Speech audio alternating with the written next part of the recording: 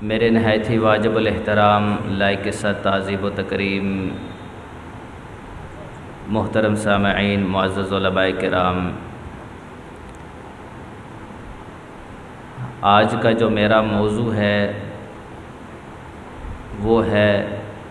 ناموس رسالت اور قانون ناموس رسالت صلی اللہ علیہ وسلم۔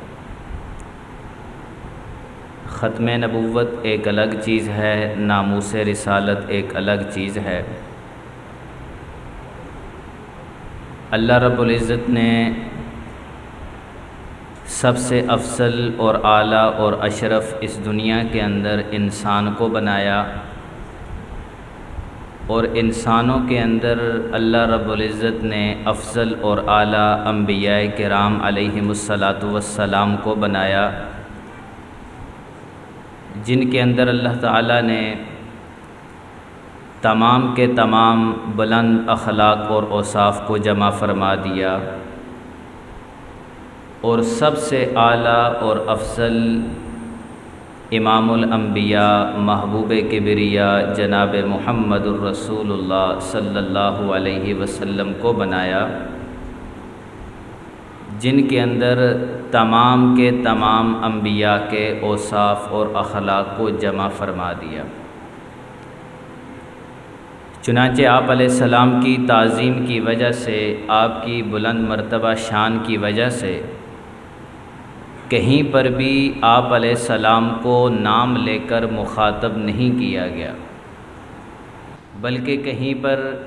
یا ایھا الرسول، یا ایھا النبی، یا ایھا المزمل، یا ایھا المدثر جیسے محبت برے الفاظ، اور کہیں پر سراجم منیرا مبشرم و نذیرا جیسے محبت برے القابات سے آپ کو پکارا گیا ہے۔ چنانچہ اللہ رب العزت نے ایمان والوں پر آپ علیہ الصلاۃ والسلام کی تعظیم کو واجب قرار دیا ہے، اور آپ علیہ الصلاۃ والسلام کی تعظیم واجب قرار دینے کے ساتھ ساتھ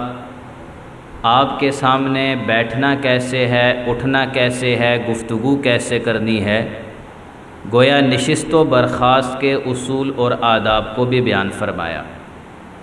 چنانچہ قرآن پاک کے اندر اللہ تعالیٰ نے فرمایا انا ارسلناک شاہدا و مبشرا و نذیرا لتؤمنوا باللہ ورسولہ وتعزروہ وتوقروہ وتسبحوہ بکرۃ واصیلا، کہ ہم نے آپ علیہ السلام کو گواہی دینے والا، خوشخبری دینے والا اور ڈرانے والا بنا کر بھیجا، اور اس لیے کہ اے لوگو تم اللہ پر اور اس کے رسول پر ایمان لاؤ، اس کی مدد کرو اور اس کی تعظیم کرو، اور صبح و شام اللہ کی تسبیح کو بیان کرو۔ اس آیت مبارکہ کے اندر پہلے اللہ رب العزت نے ایمان کا ذکر کیا، پھر نبی کی تعظیم کا ذکر کیا، پھر اعمال صالحہ کا ذکر کیا۔ گویا کہ اس آیت سے یہ بات معلوم ہوتی ہے کہ ایمان سب سے مقدم ہے، ایمان کے بعد تعظیم رسول ہے، اور تعظیم رسول کے بعد اعمال صالحہ ہیں۔ گویا ایمان کے بغیر تعظیم رسول کا کوئی اعتبار نہیں، اور تعظیم رسول کے بغیر کوئی بھی عمل قابل قبول نہیں۔ اور اس کے بعد اگلی آیت مبارکہ کے اندر اللہ تعالیٰ نے جہاں پر فرمایا لا تجعلوا دعاء الرسول بینکم کا دعاء بعضکم بعضا، کہ اپنے درمیان رسول کے بلانے کو ایسا معمولی نہ سمجھو جیسا کہ تم آپس میں ایک دوسرے کو بلاتے ہو۔ اللہ تعالیٰ تم میں سے ان لوگوں کو خوب جانتا ہے جو ایک دوسرے کی آڑ لے کر چپکے سے کھسک جاتے ہیں، لہٰذا جو لوگ اس حکم کی خلاف ورزی کرتے ہیں انہیں اس بات سے ڈرنا چاہیے کہ کہیں ان پر آفت نہ آ پڑے یا انہیں کوئی دردناک عذاب نہ آ پکڑے۔ چنانچہ ان آیات کے اندر آپ علیہ الصلاۃ والسلام کی تعظیم کے بارے میں بتایا گیا کہ آپ کی تعظیم واجب ہے، ضروری ہے، اور صرف یہی نہیں کہ آپ کی تعظیم کو واجب قرار دیا گیا، بلکہ آپ علیہ الصلاۃ والسلام کی بے ادبی سے منع بھی کیا گیا، اور بے ادبی کے بارے میں بتایا کہ ان کے سامنے اونچی آواز سے گفتگو کرنا یہ بھی بے ادبی ہے، اور صرف بے ادبی نہیں بلکہ اس کی وجہ سے تمہارے اعمال بھی تباہ و برباد ہو جائیں گے۔ چنانچہ سورۃ الحجرات کی آیت نمبر 2 اور 3 میں فرمایا، یا ایھا الذین آمنوا لا ترفعوا اصواتکم فوق صوت النبی ولا تجہروا لہ بالقول کجہر بعضکم لبعض ان تحبط اعمالکم وانتم لا تشعرون، کہ اے ایمان والو اپنی آوازوں کو نبی کی آواز پر بلند نہ کرو، نہ نبی کے ساتھ اونچی آواز کے ساتھ بات کیا کرو جس طرح کہ تم آپس میں بات کرتے ہو، کہیں ایسا نہ ہو کہ تمہارے اعمال برباد ہو جائیں اور تمہیں خبر بھی نہ ہو۔ گویا کہ آپ علیہ الصلاۃ والسلام کے سامنے اونچی آواز سے گفتگو کرنا یہ اعمال کے ضائع ہونے کا سبب بتایا کہ اس سے اعمال ضائع ہو جائیں گے۔ چنانچہ نبی کریم صلی اللہ علیہ وسلم کی شان میں بے ادبی کرنا، گستاخی کرنا اتنا بڑا جرم ہے کہ جب قرآن پاک کے اندر اللہ رب العزت نے ایک گناہگار آدمی کا ذکر کیا جو صبح سے لے کر شام تک گناہوں کے اندر مصروف ہے، اس کا سر سے لے کر پاؤں تک ایک ایک بال گناہوں کے اندر لت پت ہے، لیکن جب ایسے گناہگار کو اللہ رب العزت نے مخاطب کیا تو فرمایا کہ اللہ تعالیٰ نے فرمایا، یا عبادی الذین اسرفوا علی انفسہم لا تقنطوا من رحمت اللہ۔ اللہ رب العزت نے یہاں پر فرمایا، یا عبادی الذین اسرفوا، اے میرے وہ بندو جنہوں نے اپنی جانوں پر ظلم کیا ہے، جو گناہ کر رہے ہیں۔ تو یہاں پر اللہ تعالیٰ نے ایک تو جب آپ فصاحت اور بلاغت کے اصولوں کے تحت جائیں گے تو یہ بات آپ کو سمجھ آئے گی کہ یہاں پر اللہ رب العزت کا جو انداز خطاب ہے یہ غصے والا نہیں ہے بلکہ محبت والا انداز ہے، اور یہ وہ انداز ہے کہ جیسے ایک ماں اپنے بچے کو محبت کے ساتھ اٹھا کر کبھی اس کو چاند کہتی ہے، کبھی اس کو ستارہ کہتی ہے، کبھی اس کو سورج کہتی ہے، کبھی اس کو مکھن کہتی ہے، تو اس انداز میں اس لہجے میں اللہ تعالیٰ نے گناہگار کو مخاطب کیا، یا عبادی، تو اگرچہ گناہگار ہے لیکن میرا ہے، اس کے ساتھ یائے نسبتی لگائی، یا عبادی کہا۔ لیکن نبی کی توہین کرنا، نبی کی گستاخی کرنا کتنا بڑا جرم ہے کہ جب اللہ رب العزت نے توہین رسالت کرنے والے کو نبی کے گستاخ کا ذکر فرمایا تو اللہ تعالیٰ نے فرمایا، یا حسرتن علی العباد، وہاں پر یا ضمیر ذکر نہیں کی بلکہ فرمایا یا حسرتن علی العباد، اور محبت والا لہجہ بھی نہیں بلکہ غصے والا انداز ہے، اور اللہ تعالیٰ نے فرمایا افسوس ہے ایسے بندوں کے اوپر کہ جب بھی ان کے پاس کوئی رسول آیا تو انہوں نے اس کی توہین کی، اس کا مذاق اڑایا۔ یہاں پر جب ان دونوں آیات کو سامنے رکھیں تو یہ معنی نکلتا ہے کہ گویا کہ اللہ رب العزت نے یہ بات بتائی کہ ایک گناہگار تو میرا بن سکتا ہے لیکن نبی کا گستاخ کبھی بھی میرا نہیں بن سکتا۔ گویا کہ نبی کے گستاخ سے اللہ تعالیٰ توبہ کی توفیق کو چھین لیتے ہیں۔ گناہگار جتنا بڑا گناہگار ہو لیکن اس سے توبہ کی توفیق کو سلب نہیں کیا جاتا، لیکن نبی کی توہین کرنا اتنا بڑا جرم ہے کہ اس کی وجہ سے اللہ تعالیٰ توبہ کی توفیق کو چھین لیتے ہیں۔ چنانچہ اللہ رب العزت نے جس وقت جناب نبی کریم صلی اللہ علیہ وسلم ابھی آپ مکہ مکرمہ میں تھے، ابھی آپ مدینہ منورہ تشریف نہیں لائے تھے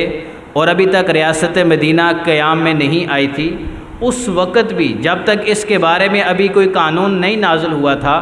اس وقت بھی اگر کسی نے نبی کی توہین کی تو اللہ تعالیٰ نے اگرچہ آپ علیہ السلام کو حکم دیا تھا فَاصْبِرُوا کہ آپ صبر کیجئے، لیکن وہاں پر ساتھ ساتھ اللہ رب العزت نے یہ بھی بتایا کہ اِنَّا كَفَيْنَاكَ الْمُسْتَهْزِئِينَ کہ یہ جو آپ کا مذاق اڑانے والے ہیں میں پھر بھی ان کو معاف نہیں کروں گا، ان سے بدلہ لینے کے لیے میں خود خدا کافی ہوں۔ چنانچہ آپ علیہ الصلاۃ والسلام کی توہین جب ابو لہب نے کی تو اللہ تعالیٰ نے اس کی مذمت میں پوری صورت اتاری اور اس کو ایسا عبرتناک انجام اس کا ہوا کہ اللہ تعالیٰ نے اس کو طاعون کے مرض میں مبتلا کیا، اس کے بدن میں کیڑے پڑ گئے اور اس کے بدن سے بدبو آنے لگ گئی، اور جس وقت وہ مرا تو اس کے بیٹے اپنے باپ کی لاش کے قریب نہیں آئے، چند حبشیوں کو کرائے پہ بلایا، پیسے دیے اور کہا کہ ہمارے باپ کو اٹھا کر کسی گڑھے کے اندر پھینک دو۔ تو اللہ تعالیٰ نے اس گستاخ کو مکی دور کے اندر بھی عبرت کا نشان بنایا۔ چنانچہ یہ جو قانون ناموس رسالت ہے، آپ علیہ الصلاۃ والسلام کی توہین کرنا، اس توہین کرنے والے کے بارے میں اس کی سزا کیا ہے، اس کے حوالے سے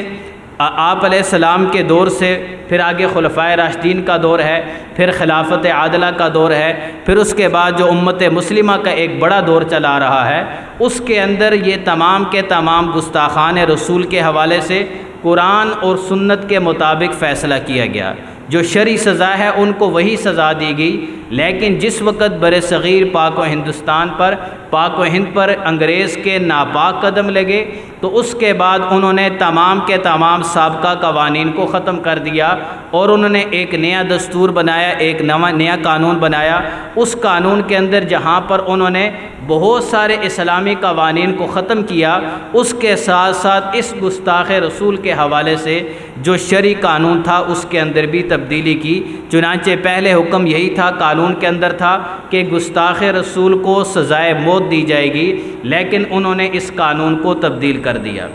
قانون ناموس رسالت کب بنا، اس کے بننے سے پہلے اس کا تھوڑا سا پس منظر ہم دیکھ لیتے ہیں کہ یہ قانون ناموس رسالت کا پس منظر کیا ہے، اور جس وقت برصغیر پاک و ہند کے اندر انگریز کے ناپاک قدم لگے اس وقت سے کب سے یہ معاملہ چلا رہا ہے اور کس مقدمے کے تحت گستاخان رسول کے حوالے سے وہاں پر مقدمات درج ہوتے تھے۔ 1898 سے پہلے بہت سارے اسلامی قوانین کو ختم کیا گیا، لیکن 1898 کے اندر ان قوانین کے اندر 153A کا اضافہ کیا گیا۔ اس 153A کے اندر جو الفاظ تھے وہ الفاظ یہ ہیں کہ جب کوئی الفاظ سے بذریعہ تقریر، تحریر، اشارات یا کسی دوسرے طریقے سے ہندوستان میں ہر مجسٹری کی رعایا کی مختلف جماعتوں میں دشمنی یا منافرت کے جذبات ابھارنے یا انہیں بھڑکانے کی کوشش کرے، اسے 2 سال تک قید یا جرمانہ یا دونوں سزائیں دی جا سکتی ہیں۔ یہ 153A کا قانون 1898 میں بنا۔ اسی دفعہ کے تحت اس دور کے اندر جتنے بھی شاتمان رسول تھے ان کے تحت مقدمات اسی قانون کے تحت درج ہوتے تھے۔ چنانچہ گستاخ رسول راجپال کے حوالے سے جو مقدمہ درج ہوا تھا وہ اسی 153A کے دفعہ کے تحت درج کیا گیا تھا، اور جب اس کو نیچے کی جو کورٹ ہے سیشن کورٹ نے اس کو سزا دی تو ہائی کورٹ نے اس کو بری کر دیا۔ تو جب ہائی کورٹ نے بری کر دیا تو قاضی کے غلط فیصلے کے مقابلے میں جب غازی نے ایک صحیح فیصلہ کیا تو اس صحیح فیصلے کے بارے میں جب ہر جگہ پر شدید ہر پلیٹ فارم پر شدید احتجاجات ہوئے، اس کے بعد غازی علم الدین شہید نے گستاخ رسول راجپال کو واصل جہنم بھی کیا۔ تو اس گستاخ رسول راجپال پر جو مقدمہ درج ہوا تھا وہ 153A کے تحت درج ہوا تھا، لیکن چونکہ اس کے اندر بھی جو ہے یہ قانون بھی صحیح طریقے سے مؤثر نہیں تھا، چنانچہ آگے جا کر حضرت مولانا محمد علی جوہر رحمہ اللہ نے اس حوالے سے یہ کہا 1927 میں کہ جو 153A کا قانون ہے یہ قانون ناموس رسالت کو صحیح طریقے سے تحفظ نہیں دے رہا، لہٰذا اس کے حوالے سے قانون ناموس رسالت کے حوالے سے آئین کے اندر ترمیمی کی جائے اور اس کے اندر جو ہے قانون بنایا جائے۔ چنانچہ 1927 میں دفعہ 295A کا تعزیرات ہند میں اضافہ کیا گیا، لیکن اس کے اندر بھی جو سزا مقرر کی گئی وہ 2 سال قید تھی اور اسی طریقے سے جرمانہ تھا اور یا دونوں سزائیں تھیں۔ چونکہ یہ قانون بھی جو تھا یہ بھی شرعی طریقے پر پورا نہیں اترتا، شرعی قانون کے مطابق نہیں تھا، 2 سال کی قید بھی اس کی سزا نہیں ہے، جرمانہ بھی اس کی سزا نہیں ہے، گستاخ رسول کی تو صرف اور صرف سزائے موت ہے۔ چنانچہ یہ قانون بھی ٹھیک نہیں تھا۔ جب یہ پاکستان بنا، پاکستان بننے کے بعد 1956 کے اندر اس قانون کے اندر جو ہر مجسٹری رعایا کے الفاظ تھے وہی جو مجموعہ تعزیرات ہند تھا اس کو مجموعہ تعزیرات پاکستان کے نام سے تبدیل کر کے وہی قوانین پاکستان کے اندر نافذ کر دیے گئے، لیکن ان کے اندر وہ قوانین چونکہ نہیں تھے کہ جس کے طریقے سے گستاخ رسول کو سزائے موت دی جائے، یہ قانون یہاں پر نہیں تھا، اور نہ ہی اس میں آپ علیہ الصلاۃ والسلام کے نام کی تشخیص تھی کہ آپ علیہ السلام کے نام کی وضاحت تھی۔ چنانچہ 1984 کے اندر لاہور کا ایک وکیل تھا جس کا نام تھا ایم مشتاق راج۔ یہ ایم مشتاق راج یہ کمیونسٹ تھا، دہریہ تھا، اس نے اپنے عقائد و نظریات پر ایک کتاب لکھی، اس کے اندر اس نے اللہ کی توہین کی، انبیاء کی توہین کی، صحابہ کی توہین کی، آپ علیہ الصلاۃ والسلام کی توہین کی، اور اس نے کتاب کو لکھ کر اس نے عام کرنا شروع کر دیا۔ یہ کتاب چلتے چلتے عالمی مجلس تحفظ ختم نبوت کے قانونی مشیر اور سپریم کورٹ کے سینئر وکیل محترم اسماعیل قریشی صاحب کے پاس ہی جب یہ کتاب پہنچتی ہے تو انہوں نے جب کتاب میں دیکھا کہ اس میں آپ علیہ السلام کی توہین کی گئی ہے تو چنانچہ انہوں نے فوراً لا ایسوسییشن آف مسلم جسٹس کا اجلاس طلب کیا، اور اس اجلاس کے اندر پاکستان کے نامور علماء کرام اور نامور مذہبی اسکالر اور بڑے پڑھے لکھے طبقے کو انہوں نے بلایا، ان کے سامنے یہ کتاب رکھی اور کہا کہ اس حوالے سے کیا کرنا چاہیے۔ چنانچہ اس اجلاس کے اندر 3 قراردادیں پیش ہوئی۔ یہ پوائنٹ نوٹ کرنے کا، 1984 کے اندر ایم مشتاق راج نے جو کتاب لکھی تھی، اس کتاب کے اندر اس نے اپنے عقائد و نظریات کے حوالے سے بات کی تھی، اس کے اندر انبیاء کی توہین کی گئی تھی۔ چنانچہ اسماعیل قریشی صاحب نے جو سپریم کورٹ آف پاکستان کے سینئر وکیل تھے، انہوں نے اس حوالے سے اجلاس بلایا۔ اس اجلاس کے اندر نامور علماء کرام اور مذہبی اسکالرز کو جمع کیا گیا۔ اس اجلاس کے اندر 3 قراردادیں انہوں نے منظور کی۔ پہلی قرارداد یہ تھی کہ اس کتاب کو فوری طور پر ضبط کیا جائے جس کے اندر نبی علیہ السلام کی توہین کی گئی۔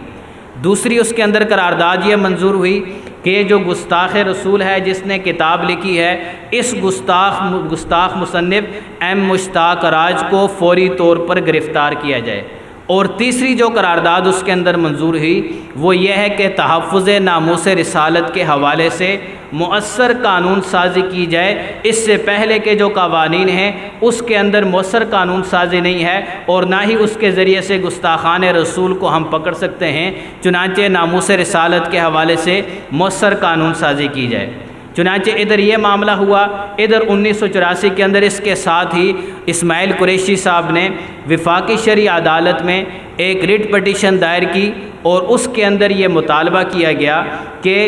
توہین رسالت کے جو سابقہ قوانین ہیں یہ بالکل ناکافی ہیں، اور 295A کا جو قانون ہے یہ توہین رسالت کو روکنے کے لیے مؤثر نہیں، لہٰذا اس کو روکنے کے لیے مؤثر قانون سازی کی جائے۔ 1984 میں یہ معاملہ ہوا اور وفاقی شرعی عدالت میں ریٹ پٹیشن دائر ہوئی۔ اس کے اندر مطالبہ کیا کہ 295A کا جو قانون ہے یہ توہین رسالت کے لیے کافی نہیں ہے، یہ قانون توہین رسالت کو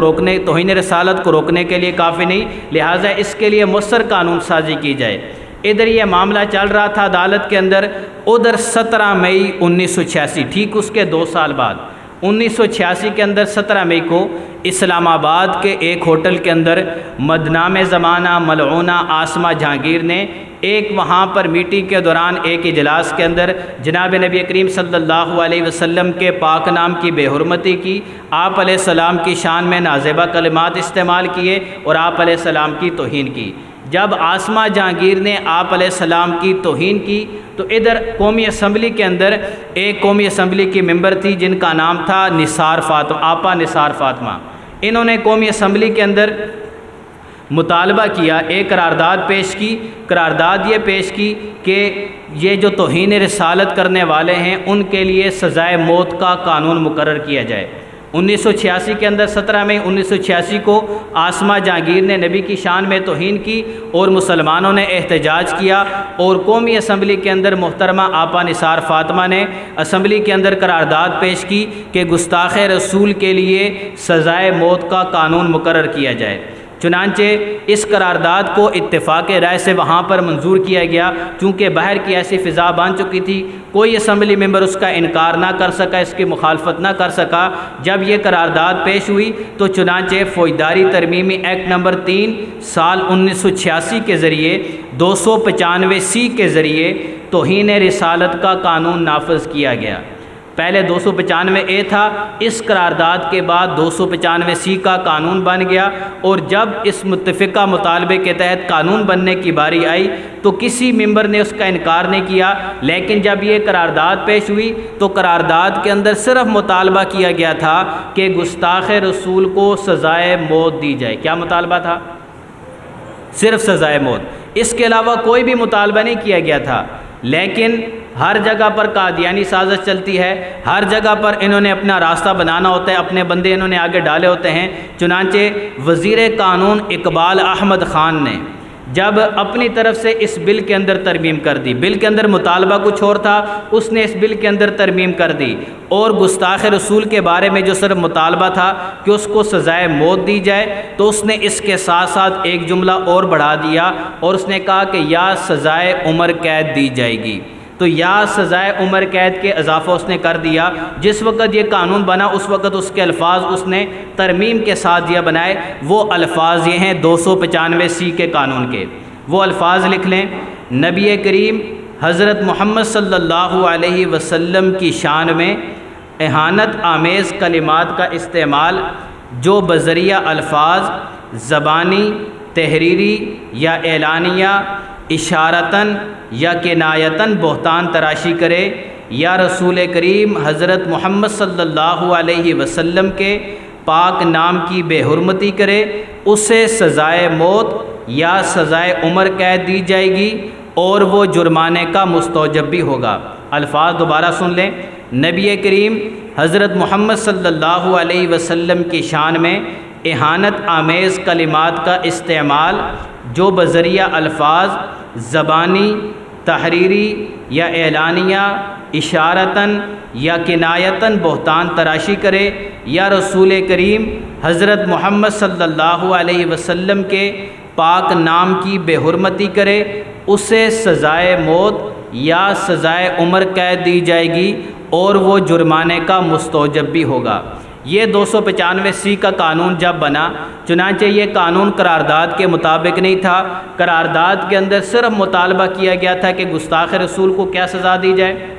اور اس کے اندر ترمیم کیا کر دی گئی کہ الفاظ کی یا سزائے عمر قید۔ چنانچہ اس قانون کے بننے کے بعد اس کے بارے میں اسماعیل قریشی صاحب نے علماء کرام کا ایک اجلاس بلایا، اس کے اندر دوبارہ فیڈرل شریعت کورٹ کے اندر 295C تعزیرات پاکستان کو اس بنا پر چیلنج کیا گیا کہ چونکہ گستاخ رسول کی سزا صرف اور صرف موت ہے، یا سزائے عمر قید کے جو الفاظ ہیں یہ غیر شرعی ہیں، چنانچہ اور نہ ہی قرارداد کے اندر ان کا مطالبہ کیا گیا ہے، لہٰذا یہ جو الفاظ ہیں یا سزائے عمر قید، ان الفاظ کو ختم کیا جائے۔ چنانچہ اس مقدمہ کی سماعت جو پہلے ہوئی تھی 1 اپریل 1987 میں ہوئی، لیکن آگے وفاقی شرعی عدالت نے اکتوبر 1990 کے اندر اس پٹیشن کو منظور کر لیا، اس مطالبے کو منظور کیا، اور اس کے اندر انہوں نے اپنے فیصلے کے اندر صدر پاکستان کو ہدایت جاری کی کہ 30 اپریل 1991 تک اس قانون کی اصلاح کر دی جائے، اور اس کے اندر یہ جو الفاظ ہیں یا سزائے عمر قید، ان الفاظ کو ختم کر دیا جائے۔ اگر 30 اپریل 1991 تک ان الفاظ کو ختم نہ کیا گیا تو عدالت کے فیصلے کی روح سے یہ الفاظ خود بخود کالعدم متصور ہوں گے۔ چنانچہ 30 اپریل 1991 تک اس قانون کے اندر ترمیم نہ کی گئی، اس کی اصلاح نہ کی گئی، تو چنانچہ صدر پاکستان نے اس معاملے میں کوئی پیش رفت نہ کی، اور اس عدالت کے فیصلے کی روشنی میں 30 اپریل 1991 کو یہ قانون باقی رہ گیا، اور یا سزائے عمر قید کے الفاظ ختم ہو گئے، اور گستاخ رسول کے حوالے سے جو صرف اور صرف سزا بچی وہ سزا کیا تھی؟ سزائے موت۔ یہ قانون بن گیا 1991 میں۔ 30 اپریل 1991 میں اس قانون کی اصلاح بھی ہو گئی۔ 1986 کے اندر قرارداد پیش ہوئی جس کے نتیجے میں قانون بنا، اور 1991 کے اندر اس قانون کی اصلاح ہوئی۔ لیکن جب سے یہ قانون بنا ہے اس وقت سے لے کر آج تک اس قانون کے بارے میں آئے روز شکوک و شبہات پیدا کیے جاتے ہیں، اور بیرونی طرف سے، بیرونی طاقتوں کی طرف سے حکومت پر ہر وقت دباؤ ڈالا جاتا ہے کہ جو ناموس رسالت کے حوالے سے قانون بنا گیا ہے اس قانون کے اندر ترمیم کی جائے اور ناموس رسالت کے قانون کو ختم کیا جائے۔ لیکن بیرونی دباؤ حکومت پر ہے، اور جب بھی حکومت اس قانون کو ختم کرنا چاہتی ہے تو اندر سے عوام اٹھتی ہے، اور عوام اس قانون کو ختم نہیں ہونے دیتی۔ تو چنانچہ اب اس قانون کو ختم کیسے کیا جائے، اس کے لیے انہوں نے ایک حربہ استعمال کیا۔ ایک تو بیرونی طاقتوں نے حکومتی اراکین پر دباؤ ڈالتے ہیں، ان کو طرح طرح سے ریلیف دیتے ہیں، ان کو طرح طرح کی لالچیں دی جاتی ہیں کہ آپ اس قانون کو ختم کریں۔ وہ آگے سے کہتے ہیں ہم قانون کو کیسے ختم کریں، ہم اس 295C کے قانون کو، قانون ناموس رسالت کو ختم کرنا چاہتے ہیں یا اس کے اندر ترمیم کرنا چاہتے ہیں، تو عوام روڈوں پہ نکل آتی ہے، احتجاج کرتی ہے۔ تو اس عوام کو کیسے سنبھالا جائے، اس کا طریقہ ایک ہی ہے، یا تو اس قانون کے حوالے سے عوام کے ذہنوں میں محبت رسول کو کم کیا جائے، یا کم از کم اس قانون کے حوالے سے عوام کے ذہنوں میں شکوک و شبہات ڈال دیے جائیں، عوام کے ذہنوں میں طرح طرح کے اعتراضات ڈال دیے جائیں، اور اس قانون کے حوالے سے ان کے دلوں میں شکوک و شبہات پیدا کیے جائیں۔ جب عوام کے ذہنوں میں شکوک ہوں گے، شبہات ہوں گے، ہم اس قانون کے اندر ترمیم کریں گے، ادھر عوام کے ذہنوں میں شکوک و شبہات ہوں گے، تو وہ میدان میں روڈوں پر آنے سے، احتجاج کرنے سے کترائے گی کہ ہو سکتا ہے یہ قانون جو ہے، یہ قانون کے اندر حق تلفی ہو، اس کے اندر غیر مسلموں کے حقوق کی پامالی ہو۔ تو طرح طرح کے اعتراضات عوام کے اندر ذہنوں میں ڈالنے کے لیے انہوں نے نام نہاد مذہبی اسکالروں کو میڈیا کے اوپر لایا، جن میں سرفہرست جاوید احمد غامدی ہو گئے، یا اسی طریقے سے انجینئر مرزا محمد علی جہلمی۔ یہ حضرات وہ لوگ ہیں جو ان قوانین کے بارے میں عوام کے ذہنوں میں شکوک و شبہات ڈالتے ہیں۔ جب عوام کے ذہنوں میں اس قانون کے بارے میں شکوک و شبہات ان کے ذہنوں میں ہوں گی، تو جب اس قانون کو ختم کریں گے تو عوام کی طرف سے رد عمل نہیں آئے گا، عوام کا دباؤ نہیں پیدا ہوگا، جس کے نتیجے میں حکومت آسانی کے ساتھ اس قانون کو ختم کر دے گی۔ چنانچہ اس قانون کو ختم کرنے کے لیے حکومت پر تو دباؤ ڈالا جا رہا ہے۔ ہر دور حکومت کے اندر اس قانون کے حوالے سے کبھی اس قانون کو کسی دور حکومت میں کالا قانون کہا گیا، کسی دور حکومت کے اندر اس کالے قانون کہنے والے کو جب واصل جہنم کیا گیا تو اس کے مقابلے میں جس نے واصل جہنم کیا تھا اس کو سزائے موت دے دی گئی، اس کو پھانسی پہ لٹکا دیا گیا۔ پھر کسی قانون حکومت کے دور کے اندر جس آسیہ مسیح کی وجہ سے یہ سارا معاملہ بنا تھا، اس آسیہ مسیح کو ہی بار عزت رہا کر کے بیرون ملک انہوں نے بھیج دیا۔ چنانچہ ہر حکومت اس کے اندر کسی نہ کسی درجے میں ملوث رہی ہے۔ تو اس وجہ سے لیکن اس قانون کو ختم کرنے کی ابھی تک جرت ان کو نہیں ہوئی، کیونکہ عوامی رد عمل ان کے سامنے ہے۔ چنانچہ عوامی رد عمل کو کم کرنے کے لیے اور عوام کے دلوں سے اس قانون کی عقیدت اور اہمیت کو کم کرنے کے لیے ان کے ذہنوں میں چند ایک شکوک و شبہات پیدا کیے جاتے ہیں۔ آج کے سبق میں آپ کے سامنے ان شکوک و شبہات کو اور ان شکوک و شبہات کے جوابات کو آپ کے سامنے رکھا جائے گا کہ اس قانون ناموس رسالت کے حوالے سے عوام کے ذہنوں میں کیا کیا شکوک و شبہات ڈالے جاتے ہیں اور ان شکوک اور شبہات کے جوابات کیا ہیں، تاکہ ہم عوام الناس کے ذہنوں کو اس طریقے سے ذہن سازی کریں۔ اور اگر کوئی ان کے ذہن میں اس قسم کی بات ڈالے کہ یہ قانون قرآن و سنت کے خلاف ہے، یہ قانون رحمت عامہ کے متضاد ہے، اور یہ قانون اس طریقے سے غیر مسلموں کی حق تلفی ہوتی ہے، اس قسم کے جوابات ہم عوام کے ذہنوں میں سے پہلے سے ڈالے رکھیں تاکہ عوام اس قانون کے حوالے سے کسی شک اور شبہ میں مبتلا نہ ہو۔ چنانچہ جو اعتراضات کیے جاتے ہیں ان اعتراضات کا خلاصہ یہ چند چیزیں ہیں۔ پہلا اعتراض یہ کیا جاتا ہے کہ جو قانون ناموس رسالت ہے 295C، یہ قانون قرآن و سنت کے خلاف ہے، یہ قانون قرآن و سنت سے ثابت نہیں۔ دوسرا اعتراض یہ کیا جاتا ہے کہ یہ قانون آپ صلی اللہ علیہ وسلم کی رحمت عامہ کے متضاد ہے۔ آپ تو رحمت للعالمین ہیں، آپ علیہ السلام نے تو اپنے دشمنوں کو معاف کیا، آپ علیہ السلام کو طرح طرح سے ستایا گیا، آپ کے راستے میں کانٹے بچھائے گئے، آپ علیہ السلام کو 3 سال تک شعب ابی طالب کے اندر قید رہنا پڑا، آپ علیہ السلام کو طائف کے میدان میں پتھر مار مار کے لہو لہان کیا گیا۔ آپ نے تو اپنے دشمنوں کو معاف کیا، آپ کو ساحر کہا گیا، آپ کو مجنون کہا گیا، آپ نے تو اپنے دشمنوں کو اور گستاخی کرنے والوں کو معاف کیا۔ چنانچہ جب آپ علیہ السلام نے معاف کیا تو گویا آپ کی زندگی سے ہمیں یہ سبق ملتا ہے کہ جیسے آپ نے اپنے دشمنوں کو، گستاخوں کو معاف کیا، ہمیں بھی نبی کے گستاخوں کو معاف کرنا چاہیے۔ اسی طریقے سے جو تیسرا اعتراض کیا جاتا ہے وہ اعتراض یہ ہے کہ اس قانون کا استعمال غلط ہے، اور چوتھا اعتراض یہ کیا جاتا ہے کہ یہ قانون غیر مسلم اقلیتوں کے حقوق کو پامال کرتا ہے، اور پانچواں اعتراض یہ کیا جاتا ہے کہ یہ قانون آزادی اظہار رائے کے خلاف ہے۔ ان پانچوں اعتراضات کی تفصیل بھی ساتھ ساتھ میں کروں گا، پھر ان کے جوابات بھی اس موقع پر آپ کے سامنے انشاءاللہ پیش کیے جائیں گے۔ پہلا اعتراض کہ یہ قانون کیا قرآن اور سنت کے خلاف ہے؟ کیا یہ گستاخ رسول کے حوالے سے 295 کا قانون ہے کہ گستاخ رسول کی سزا صرف اور صرف کیا ہے؟ سزائے موت ہے۔ کیا یہ قانون قرآن سے ثابت نہیں؟ کیا یہ قانون حدیث سے ثابت نہیں؟ یہ قرآن و حدیث کے موافق ہے یا خلاف ہے؟ یہ اعتراض کیا جاتا ہے، نہ قرآن سے ثابت ہے نہ حدیث سے ثابت ہے۔ اس حوالے سے 2-3 آیات اور 2-3 احادیث آپ کے سامنے پیش کی جائیں گی۔ پہلی آیت مبارکہ ہے، پارہ نمبر 1 ہے سورۃ البقرہ، اس کی آیت نمبر 104 ہے۔ اللہ رب العزت نے فرمایا یا ایھا الذین آمنوا لا تقولوا راعنا وقولوا انظرنا واسمعوا وللکافرین عذاب علیم۔ اے ایمان والو، نبی کو راعنا مت کہو اور انظرنا کہو، اور سن لو کہ کافروں کے لیے دردناک عذاب ہے۔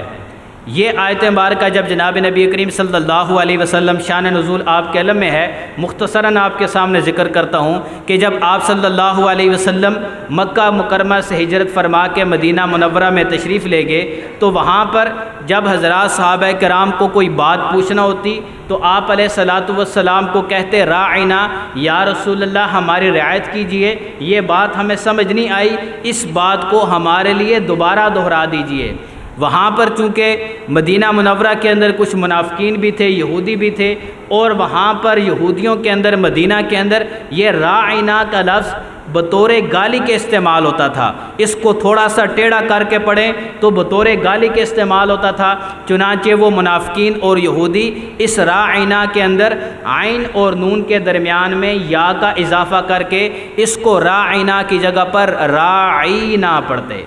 اب یہ راعینا پڑھتے، اب یہ راعینا بطور گالی کے استعمال ہوتا تھا، اے ہمارے چرواہے، اسی طریقے سے توہین کے طور پر استعمال ہوتا۔ تو چنانچہ منافقین اپنے دل ہی دل میں خوش ہوتے کہ ہم نے نبی کی شان میں توہین کی، ان کی بے ادبی کی، ان کو نعوذ باللہ گالی دی۔ تو چنانچہ اللہ رب العزت نے یہ آیت مبارکہ نازل فرمائی اور صحابہ کرام کو حکم دیا کہ تم جملہ ٹھیک بولتے ہو، لیکن اس لفظ کے استعمال کی وجہ سے ان منافقین کو، ان یہودیوں کو آپ علیہ السلام کی توہین کرنے کا راستہ ملتا ہے۔ چنانچہ آج کے بعد تم نے راعنا کا لفظ نہیں بولنا بلکہ انظرنا کا لفظ بولنا ہے، کہ جب کوئی بات سمجھ نہ آئے یا آپ علیہ السلام کو متوجہ کرنا ہو تو راعنا کہنے کے بجائے تم نے انظرنا کہنا ہے، جس کا معنی یہ کہ یا رسول اللہ ہمارے طرف نظر کرم کیجئے، یہ بات ہمارے لیے دوبارہ دہرا دیجئے۔ اب اس انظرنا کے لفظ کو جتنا بھی ٹیڑھا کر کے پڑھیں، اس کے اندر توہین کا پہلو نکل ہی نہیں سکتا۔ تو چنانچہ جب یہ آیت مبارکہ نازل ہوئی، اس آیت مبارکہ کے نازل ہونے کے بعد جو اگلی بات سننے کی ہے، جو بڑی قابل توجہ ہے، جس کو روح المعانی کے اندر جلد 1 صفحہ نمبر 348 کے اندر نکل کیا کہ حضرت سعد بن عبادہ رضی اللہ تعالیٰ عنہ کھڑے ہوئے۔ جب یہ آیت مبارکہ نازل ہوئی تو سعد بن عبادہ رضی اللہ تعالیٰ عنہ کھڑے ہوئے اور کھڑے ہو کر وہ ارشاد فرمانے لگے کہ یا اعداء اللہ علیکم لعنت اللہ، اے اللہ کے دشمنوں تمہارے اوپر اللہ کی لعنت ہو، والذی نفسی بیدہ، قسم ہے اس ذات کی جس کے قبضہ میں میری جان ہے، لئن سمعتها رجل منکم یقولها لرسول اللہ صلی اللہ علیہ وسلم، اگر آج کے بعد میں نے یہ لفظ تم میں سے کسی شخص کو نبی علیہ السلام کے بارے میں استعمال کرتے ہوئے سن لیا تو آگے فرمایا لأضربن عنقہ، میں ضرور بھی ضرور تمہاری گردن کو اڑا دوں گا۔ یہاں پر لام تاکید اور نون تاکید ثقیلہ کا لفظ آگے بتایا، لأضربن، کہ میں ضرور بھی ضرور اس کی گردن کو اڑا دوں گا جو نبی کے بارے میں یہ الفاظ استعمال کرے گا۔ اور روح المعانی جلد 1 صفحہ نمبر 348، یا اعداء اللہ علیکم لعنت اللہ والذی نفسی بیدہ لئن سمعتها من رجل منکم یقولها لرسول اللہ صلی اللہ علیہ وسلم لأضربن عنقہ۔ یہی قول حضرت سعد بن معاذ رضی اللہ تعالیٰ سے بھی اسی طریقے سے نقل ہے۔ یہاں پر ایک سوال پیدا ہوتا ہے کہ اگر گستاخ رسول کا قتل جائز نہ ہوتا تو کیا صحابی رسول حضرت سعد بن عبادہ رضی اللہ تعالیٰ نے کھڑے ہو کر قسم کھاتے؟ صحابی کا قسم کھانا اس بات کا دلیل ہے کہ گستاخ رسول کو قتل کرنا خلاف شریعت نہیں ہے بلکہ شریعت کے موافق ہے۔ اور آپ علماء کرام اس بات سے بخوبی واقف ہیں کہ حدیث کی جو اقسام ہیں اس میں حدیث قولی ہے، حدیث فعلی ہے اور حدیث تقریری ہے۔ قولی اور فعلی جو آپ علیہ السلام کے اقوال ہیں، آپ کے افعال ہیں، اور تقریری آپ علیہ السلام کے سامنے کوئی عمل ہوا ہو یا آپ علیہ السلام کے سامنے کوئی بات ہوئی ہو اور آپ علیہ السلام نے اس بات کو، اس قول کو دیکھ سن کر خاموشی اختیار کی ہو اور اس کے اوپر نکیر نہ کی ہو، یہ بھی حدیث ہوتی ہے، کیونکہ آپ علیہ السلام سے، نبی سے یہ بات محال ہے کہ نبی کے سامنے کوئی آدمی خلاف شریعت بات کرے اور نبی اس کی نکیر نہ کرے، یہ بات ممکن نہیں۔ چنانچہ سعد بن عبادہ کا آپ علیہ السلام کے سامنے کھڑے ہو کر قسم کھانا اور آپ علیہ السلام کا اس قسم کو سن کر خاموش رہنا، یہ گویا کہ آپ علیہ السلام نے اس بات کی تائید کر دی کہ سعد بن عبادہ نے جو قسم کھائی ہے کہ گستاخ رسول کو میں قتل کروں گا، یہ اس نے بالکل شریعت کے مطابق بات کی، یہ بات شریعت کے مطابق ہے، شریعت کے خلاف نہیں ہے۔ اسی طریقے سے اس کے آگے جا کر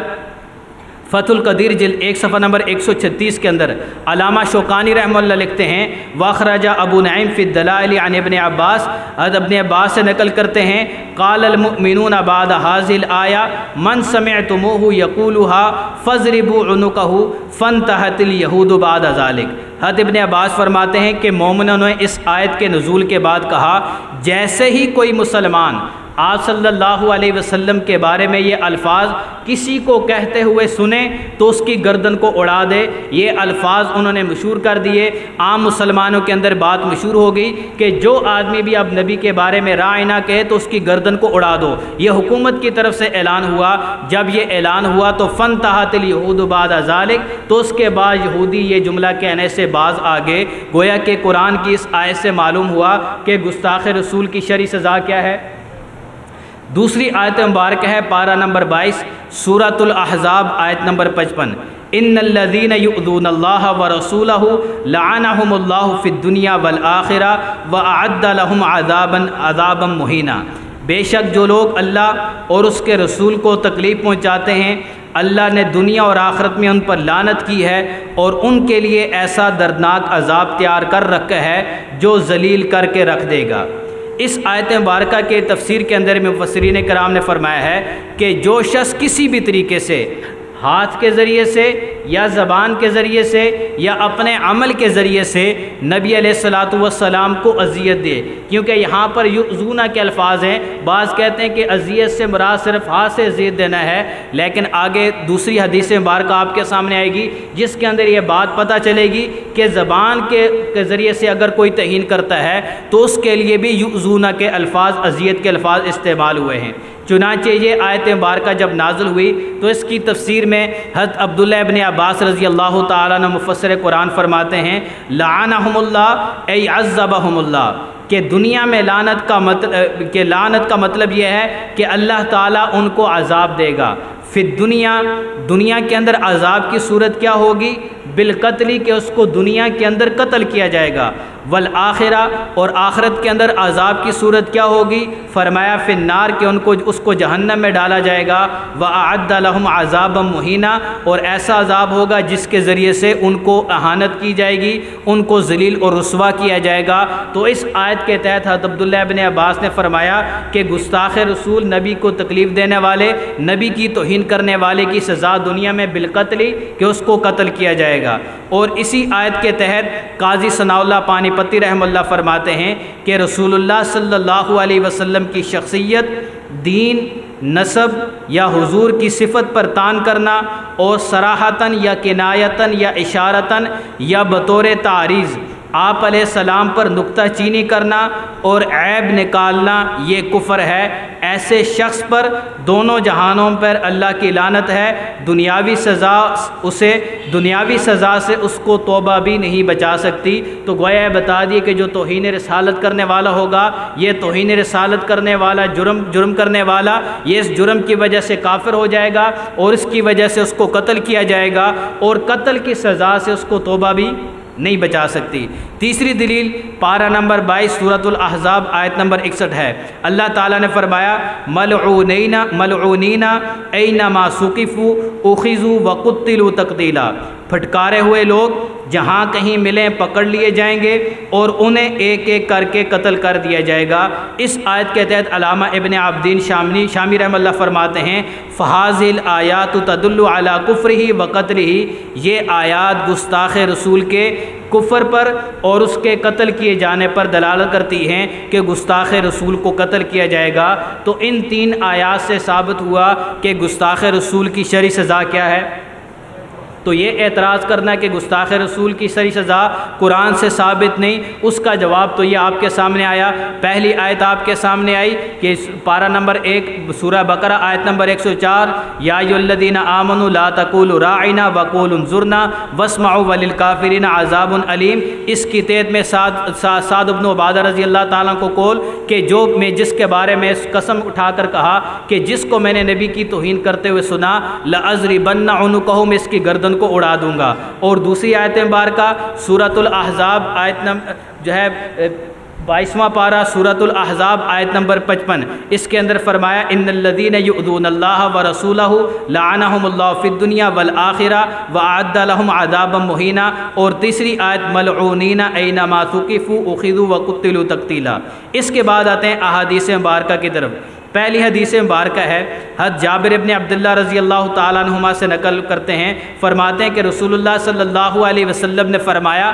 من لکعب ابن اشرف، تم میں سے کون کعب ابن اشرف کے لیے میری طرف سے کافی ہو جائے گا؟ کس لیے؟ وجہ بتائی فَإِنَّهُ قَدْ آذَى اللَّهَ وَرَسُولَهُ، کیونکہ وہ اللہ اور اس کے رسول کو تکلیف دیتا ہے، ان کو اذیت دیتا ہے۔ فقام محمد بن مسلمہ، یہاں پر کعب ابن اشرف کے بارے میں آپ کو پتہ ہے کہ کعب ابن اشرف اس نے 2 بانیاں رکھی ہوئی تھی، لونڈیاں رکھی ہوئی تھی، جن کے ذریعے سے وہ آپ علیہ الصلاۃ والسلام کی توہین کیا کرتا تھا۔ چنانچہ وہ لمبا واقعہ ہے کہ کیسے وہاں پر صحابہ کرام محمد بن مسلمہ اور ان کے ساتھی گئے اور انہوں نے جا کے کعب ابن اشرف کو قتل کیا۔ اس کی تفصیلات میں نہیں جاتے، لیکن عرض کرنے کا مقصد یہ ہے کہ اس حدیث کے آگے فرمایا فقام محمد بن مسلمہ، آپ علیہ السلام نے فرمایا من لکعب ابن اشرف، کعب ابن اشرف کے لیے کون کافی ہوگا؟ کیونکہ وہ نبی کو اور اللہ کو اور اس کے رسول کو اذیت دیتے ہیں۔ تو محمد بن مسلمہ رضی اللہ عنہ کھڑے ہوئے اور کھڑے ہو کر عرض کرنے لگے یا رسول اللہ اتحب ان اقتلہ، کیا آپ اس بات کو پسند کرتے ہیں کہ میں اس کو قتل کر دوں؟ تو آپ علیہ الصلاۃ والسلام نے فرمایا نعم، جی ہاں میں اس بات کو پسند کرتا ہوں کہ آپ میرے گستاخ کعب ابن اشرف کو کیا کر دو؟ قتل کر دو۔ گویا اس حدیث سے بھی معلوم ہوا گستاخ رسول کی سزا کیا ہے؟ سزائے موت ہے۔ اسی طریقے سے اس حدیث مبارکہ کی تشریح کے اندر فتح الباری جلد 5 صفحہ نمبر 143 پر لکھا ہے قولہ من لکعب ابن اشرف جواز قتل من سب رسول اللہ صلی اللہ علیہ وسلم ولو کان ذی عہد۔ اس حدیث مبارکہ کے اس جملے سے من لکعب ابن اشرف کے تم میں سے کعب ابن اشرف کے لیے کون کافی ہوگا، اس جملے سے یہ بات ثابت ہوتی ہے، جواز ملتا ہے کہ جو آدمی نبی کی توہین کرے اس آدمی کو قتل کیا جائے گا، اگرچہ اس کے ساتھ عہد و پیمان ہی کیوں نہ ہو، اگرچہ وہ ذمہ ہی کیوں نہ ہو، پھر بھی اس کو قتل کیا جائے گا۔ دوسری دلیل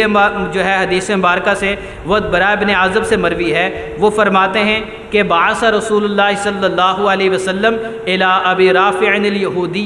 یہودی رجال من الانصار، کہ آپ علیہ الصلاۃ والسلام نے ابو رافع یہودی کی طرف انصار صحابہ کرام میں سے کچھ لوگوں کو بھیجا، فامر علیہم عبداللہ ابن عتیق، اور ان کے اوپر عبداللہ ابن عتیق کو انہوں نے امیر مقرر کیا، اور ابو رافع یہودی وہ آپ علیہ الصلاۃ والسلام کی توہین کیا کرتا تھا اور اس کے اوپر وہ مدد و نصرت کیا کرتا تھا۔ یہ حدیث مبارکہ بھی صحیح بخاری کتاب المغازی کے اندر ہے، چنانچہ وہ تفصیل کے ساتھ واقعہ وہاں پر حدیث مبارکہ مشہور ہے کہ ابو رافع یہودی کو قتل کرنے کے لیے جب یہ صحابی جاتے ہیں تو اندر جاتے ہیں، باہر کس طریقے سے وہ اندر اس کے محل میں داخل ہوئے، پھر جب رات کو مجلس ختم ہوئی، آگے وہ جو ہے ابو رافع یہودی تھا، پیچھے سے یہ صحابی جا رہے تھے، جہاں سے جاتے دروازے کو بند کرتے ہوئے جاتے، پھر آخر میں اس کمرے کے پاس پہنچے جہاں پر ابو رافع یہودی رہتا تھا۔ تو چنانچہ جا کر جب وہ کمرے کے اندر چلا گیا، روشنی نہیں تھی، اس نے دستک دی، دستک دے کر جہاں سے ابو رافع یہودی کی آواز آئی تو اس نے اس کو وہاں پر چھری مار کے اس کو قتل کر دیا۔ پہلی وار سے قتل نہ ہوا، دوبارہ آواز بدل کے ان کو پکارا، تو جب پکارا تو آواز کی طرف لپکے اور دوسری مرتبہ مرتبہ ایسے زور سے چھرا مارا کہ وہ اس کو جو ہے آواز اس کی ختم ہو گئی، جان اس کی نکل گئی، وہ واصل جہنم ہو گیا۔ اور ادھر جب وہ صحابی واپس نکلنے لگے تو نکلتے نکلتے آخری سیڑھی پر پہنچتے، انہوں نے سوچا کہ سیڑھیاں ختم ہو گئی ہیں، وہ سیدھا چلنے لگے لیکن سیڑھیاں ختم نہیں ہوئی تھی، وہ نیچے گرے، جس گرنے کی وجہ سے ان کی ٹانگ کی پنڈلی سے جو ہے ٹانگ ٹوٹ گئی، لیکن اس کے باوجود وہ محل سے باہر نہیں نکلے، محل کے اندر ہی بیٹھے رہے،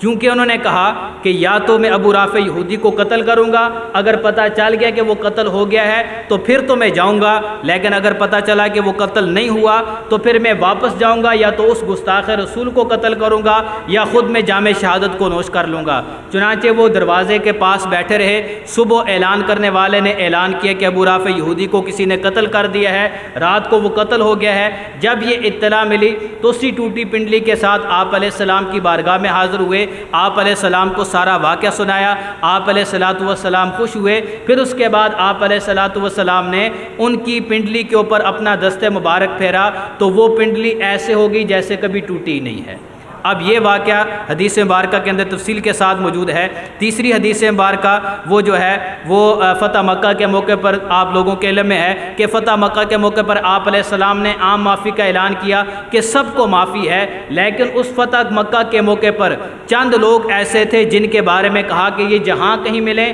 ان کو پکڑ کے قتل کر دو۔ ان میں سے ایک شخص تھا جس کا نام عبداللہ ابن خطل تھا۔ یہ نبی علیہ السلام کی شان میں توہین کیا کرتا تھا، ایک تو مرتد بھی تھا، دوسرا یہ نبی علیہ السلام کی شان میں توہین اور بیعت بھی کرتا تھا۔ چنانچہ حضرت انس بن مالک رضی اللہ تعالیٰ فرماتے ہیں کہ جب صحابہ کرام عبداللہ ابن خطل کو پکڑنے کے لیے، اس کو قتل کرنے کے لیے اس کا پیچھا کر رہے تھے تو وہ حدود حرم میں داخل ہو گیا، اور حدود حرم میں داخل ہو کر جا کے کعبہ کے غلاف میں اپنے آپ کو لپیٹ لیا، اپنے آپ کو چھپا لیا۔ اب صحابہ کرام آپ علیہ السلام کے پاس واپس تشریف لائے کہ یا رسول اللہ، یہ تو امن کی سرزمین ہے، جو اس میں داخل ہو جائے اس کے لیے تو امن و امان ہے، یہاں پر تو شکار پکڑنا بھی جائز نہیں ہے، یہاں پر تو کسی چھوٹے پرندے کو بھی مارنا جائز نہیں ہے، تو پھر اس کو ہم کیا کریں؟ لیکن آپ علیہ السلام نے یہ نہیں فرمایا کہ عبداللہ ابن خطل کو کعبہ کے غلاف سے پکڑو، باہر نکالو، حدود حرم سے باہر نکال کر اس کو قتل کرو۔ آپ علیہ السلام نے فرمایا فلما نازعہ جاء رجل، جب آپ علیہ السلام مکہ میں داخل ہوئے، آپ کے سر پر ایک خود تھی، یعنی کہ جس کو آج کل ہم کہہ سکتے ہیں کہ یہ جو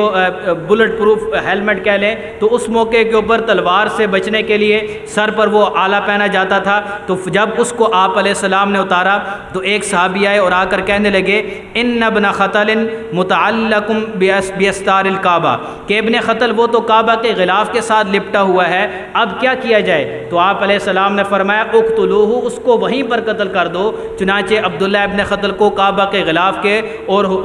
جو ہے مقام ابراہیم، کعبہ اور مقام ابراہیم کے درمیان میں اس کو وہیں پر قتل کیا گیا، اور یہ بتا دیا کہ گستاخی رسول کرنا، نبی کی توہین کرنا اتنا بڑا جرم ہے کہ اس گستاخ رسول کو کعبہ کے غلاف نے بھی نہیں بچایا، اور نبی علیہ السلام کی حرمت کی وجہ سے اللہ تعالیٰ نے اس دن کعبے کی حرمت کو اٹھا دیا اور گستاخ رسول کو وہیں پر قتل کر دیا گیا، جس سے یہ بات پتہ چلتی ہے کہ آپ علیہ السلام کی توہین کرنے والے کے بارے میں حدیث سے بات معلوم ہوئی کہ اس کی شرعی سزائے موت ہے۔ چوتھی حدیث مبارکہ سنن ابو داؤد کے اندر ہے، تفصیلی روایت ہے، ایک نابینا صحابی تھے، ان کی ایک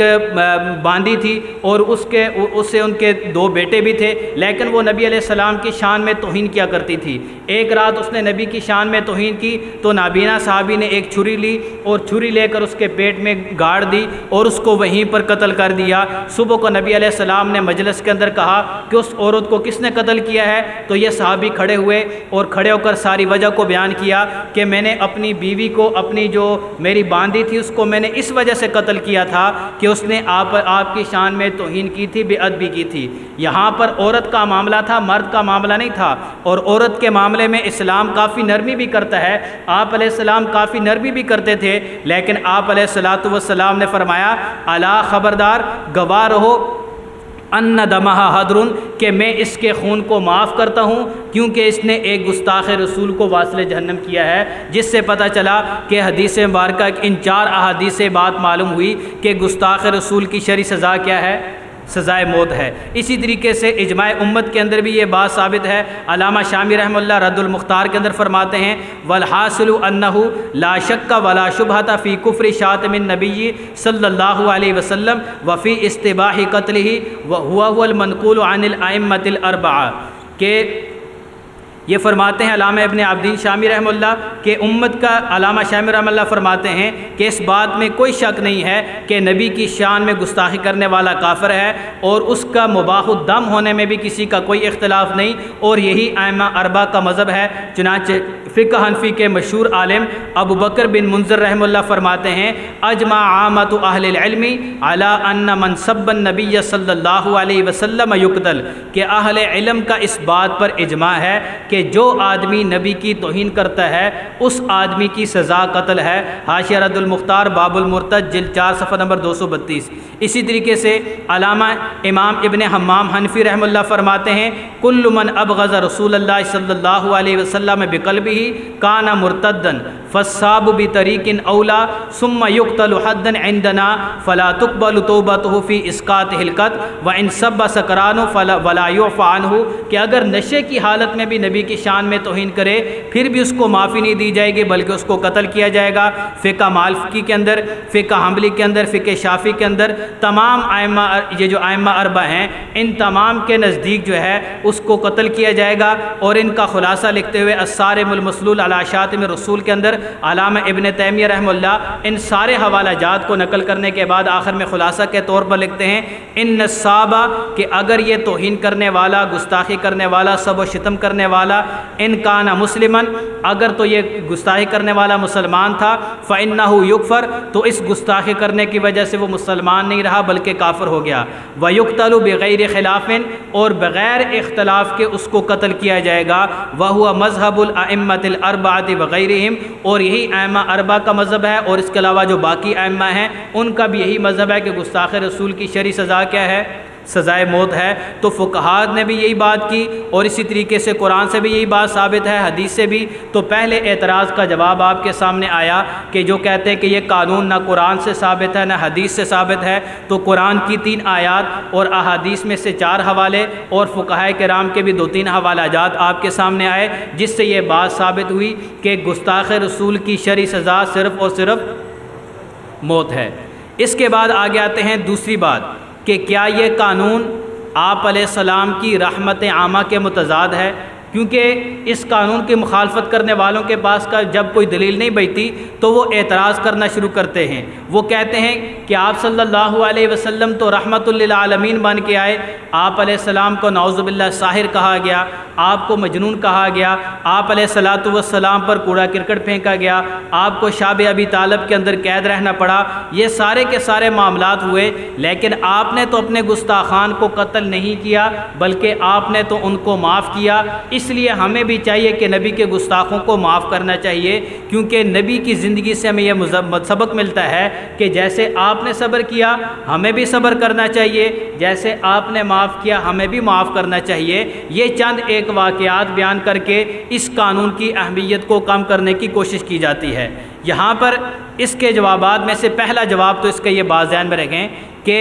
اگرچہ آپ علیہ الصلاۃ والسلام نے اس وقت ان لوگوں کو معاف کیا ہے، لیکن یہ چونکہ آپ علیہ الصلاۃ والسلام کا اپنا حق تھا، اور اپنا حق بندہ چاہے تو حق وصول کرے چاہے اپنے حق کو معاف کر دے۔ اب آپ علیہ الصلاۃ والسلام کے کسی صحابی سے یہ بات ثابت نہیں کہ انہوں نے کسی نبی کے گستاخ کو یہ بات کہہ کے معاف کیا ہو چونکہ نبی نے معاف کیا اس لیے ہم معاف کریں گے، یہ بات کسی صحابی سے ثابت نہیں ہے۔ یہ باقی علامہ ابن تیمیہ رحمہ اللہ نے لکھا ہے ان النبی صلی اللہ علیہ وسلم، کہ اللہ تعالیٰ نے نبی علیہ السلام کو یہ اختیار دیا تھا قد کان لہ ان یعفو عمن سبہ، وہ چاہیں تو اپنے گستاخی کرنے والوں کو، سب و شتم کرنے والے کو معاف کریں، ولیس للامۃ ان تعفو عمن سبہ، لیکن یہ اختیار امت کے پاس نہیں کہ نبی کے گستاخوں کو معاف کرتی پھرے۔ تو یہ حق نبی کا تھا، انہوں نے اپنے حق کو استعمال کرتے ہوئے گستاخان نے اپنے گستاخوں کو معاف کیا، لیکن یہ حق بھی مکی دور کے اندر تھا۔ جب مدی دور کے اندر اللہ تعالیٰ نے آپ علیہ الصلاۃ والسلام پر احکامات نازل فرمائے، اس کے بعد مکی دور کے اندر آپ نے کعب ابن اشرف کو بھی قتل کروایا، اسی طریقے سے ابو رافع یہودی کو بھی قتل کروایا، اور اسی طریقے سے عبداللہ ابن خطل کو بھی قتل کروایا، پتہ یہ چلا کہ آپ علیہ الصلوۃ والسلام نے مکی دور کے اندر اپنے اس حق کو استعمال کیا۔ دوسرے نمبر پر یہ جتنے بھی واقعات اس حوالے سے پیش کیے جاتے ہیں یہ سارے کے سارے واقعات مکی دور کے، مدنی دور کے نہیں ہیں۔ مکی دور کے اندر ابھی تک احکامات نازل نہیں ہوئے تھے۔ مکی دور کے اندر اللہ تعالیٰ کی طرف سے آپ کو حکم دیا گیا تھا فَاصْبِرُوا کہ آپ صبر کیجئے، اور ساتھ فرمایا کُفُّوا أَيْدِيَكُمْ عَنْهُمْ اپنے ہاتھوں کو ان سے روک کے رکھیے، آپ ان سے بدلہ نہ لیجئے۔ چنانچہ اللہ تعالیٰ کے ان احکامات کی وجہ سے انہوں نے صبر کیا اور آپ علیہ الصلوۃ والسلام نے ان کو قتل نہیں کیا۔ لیکن یہ جتنے بھی احکامات ہیں یہ مکی دور میں تھے۔ جب مکہ کے اندر اگر کسی نے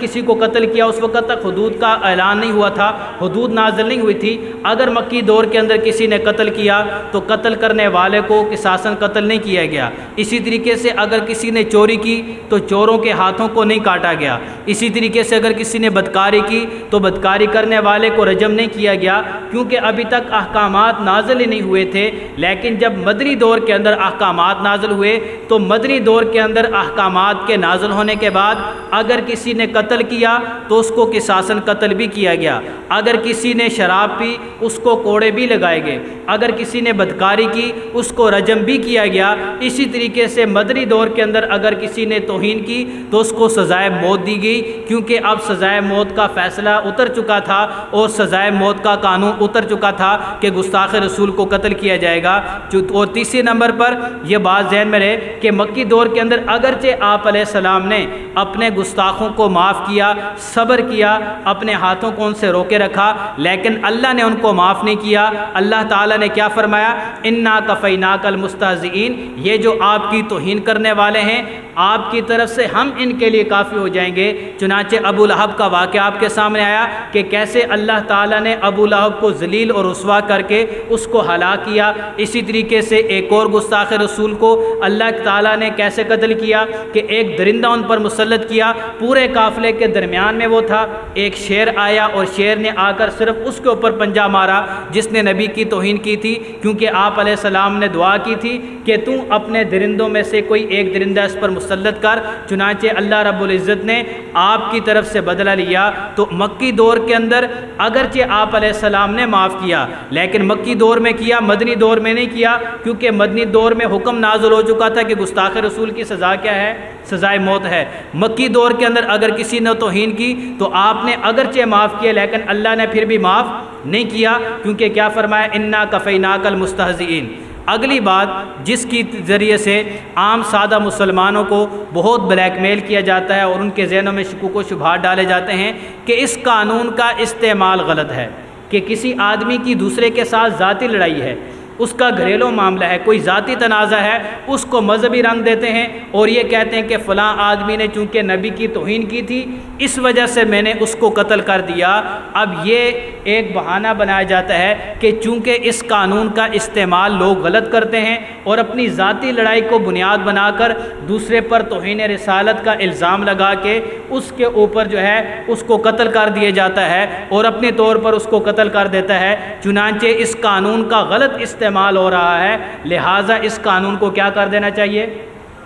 ختم کر دینا چاہیے۔ ذرا تھوڑی دیر کے لیے آپ حضرات خود بھی بہت سارے مقدمات میں ہوں گے، آپ نے دیکھا ہوگا اپنے دائیں بائیں بہت سارے لوگ ہوتے ہیں کہ اس وقت عدالتوں کے اندر کتنے لوگ ایسے ہیں کہ انہوں نے چوری نہیں کی لیکن ان کے اوپر چوری کا مقدمہ، انہوں نے قتل نہیں کیا لیکن ان کے اوپر قتل کا مقدمہ، 20-20 سال عدالتوں کے چکر لگاتے ہیں، 20-20 سال وہ جیل کی کال کوٹلیوں کے اندر بند رہتے ہیں، لیکن نہ انہوں نے قتل کیا ہے، نہ انہوں نے چوری کی ہے، نہ انہوں نے ڈکیتی کی ہے۔ تو کیا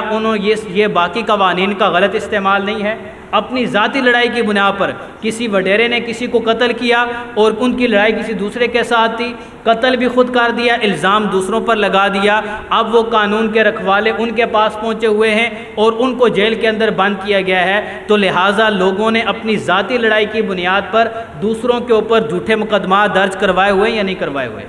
اب اگر اس بنیاد پر کہ چونکہ اس قانون کا غلط استعمال ہوتا ہے تو دنیا کا کون سا ایسا قانون ہے جس قانون کا غلط استعمال نہ ہو رہا ہو؟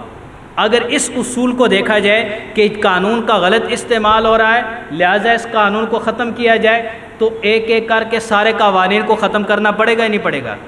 قتل کرنے والے کے بارے میں جھوٹے مقدمات درج ہیں، کتنے کیس ثابت ہوتے ہیں کہ وہ قتل کرنے والا آخر پتہ چلتا ہے یہ جھوٹا مقدمہ تھا، ویسے ہی 20 سال عدالتوں کے چکر لگاتے رہے، تو لہٰذا قتل جو آدمی قتل کرے اس کے بارے میں جو قانون موجود ہے اس بنا پر اس قانون کو ختم کر دینا چاہیے۔ اسی طریقے سے چوری کے جھوٹے مقدمات لوگوں پر درج ہیں، اگر اس اصول کو دیکھا جائے تو سارے کے سارے قوانین کو ختم کرنا پڑے گا، اور جب کسی جگہ پر کوئی قانون نہ ہو تو پھر ہر ایک آدمی آزاد ہوتا ہے، پھر قانون نہ ہونے کی وجہ سے زیادہ خون خراب ہوتا ہے۔ یہ در حقیقت اس قانون کی وجہ سے ملک کے اندر امن و امان برقرار رہتا ہے۔ تو پہلی بات تو یہ ہے کہ اس قانون کے مقابلے میں باقی جو قوانین ہیں ان کا استعمال غلط زیادہ ہے۔ اس قانون کا 1991 سے یہ قانون بنا، اس وقت سے لے کر آج تک کتنی جگہ ایسی ہیں جہاں پر اس قانون کا غلط استعمال کیا گیا ہو۔ ایک دو سے زیادہ مثالیں نہیں پیش کی جا سکتی، اور وہ جو ایک دو مثالیں ہیں وہ ایک دو مثالیں بھی غلط فہمی کی بنیاد پر ہیں، جو ہے جھوٹا مقدمہ درج نہیں کیا، غلط فہمی کی بنیاد پر مقدمہ درج ہو سکتا ہے، لیکن اس کے اوپر یہ جھوٹا مقدمہ درج پھر بھی نہیں ہوا۔ پتہ یہ چلا اس قانون کا تو غلط استعمال سرے سے ہے ہی نہیں، جب اس کا استعمال سرے سے ہے ہی نہیں ہے تو پھر اس قانون کو ختم کرنے کا جواز بھی نہیں ہے۔ تو باقی رہی یہ بات کہ اگر اس قانون کا غلط استعمال ہوتا ہے تو اس قانون کو ختم کرنا مسئلے کا حل نہیں ہے، بلکہ مسئلے کا حل یہ ہے کہ اس قانون کے حوالے سے جو انویسٹیگیشن ادارے ہیں، جو تحقیقاتی ادارے ہیں، ان کے اندر اصلاح کی جائے کہ وہ اس قانون کے حوالے سے، اس مسئلے کے حوالے سے ایسی جانچ اور پڑتال کریں کہ جس جانچ اور پڑتال کی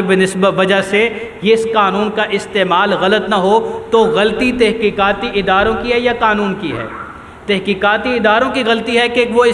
اس حوالے سے تحقیق صحیح نہیں کرتے، تفتیش ٹھیک نہیں کرتے۔ جب وہ تفتیش ٹھیک کریں تو اصلاح کی ضرورت ہے، تفتیش کے اندر، انویسٹیگیشن اداروں کے اندر اس قانون کے حوالے سے ترمیم کرنے کی ضرورت نہیں ہے۔ لہٰذا قانون کو اس بنیاد پر قانون کو ختم کرنا کہ چونکہ اس قانون کا غلط استعمال ہے، یہ بات بھی بالکل غلط ہے، اور یہ بات اس کو عقل تسلیم نہیں کرتی۔ اگر اس بات کو مانا جائے تو ایک ایک کر کے سارے قوانین کو کیا کرنا پڑے گا؟ ختم کرنا پڑے گا۔ اگلا اعتراض یہ ہوتا ہے کہ اس قانون کے وجہ سے غیر مسلم جو اقلیتیں ہمارے ملک کے اندر رہتی ہیں ان کے حقوق پامال ہوتے ہیں، ان کی حق تلفی ہوتی ہے۔ یہاں پر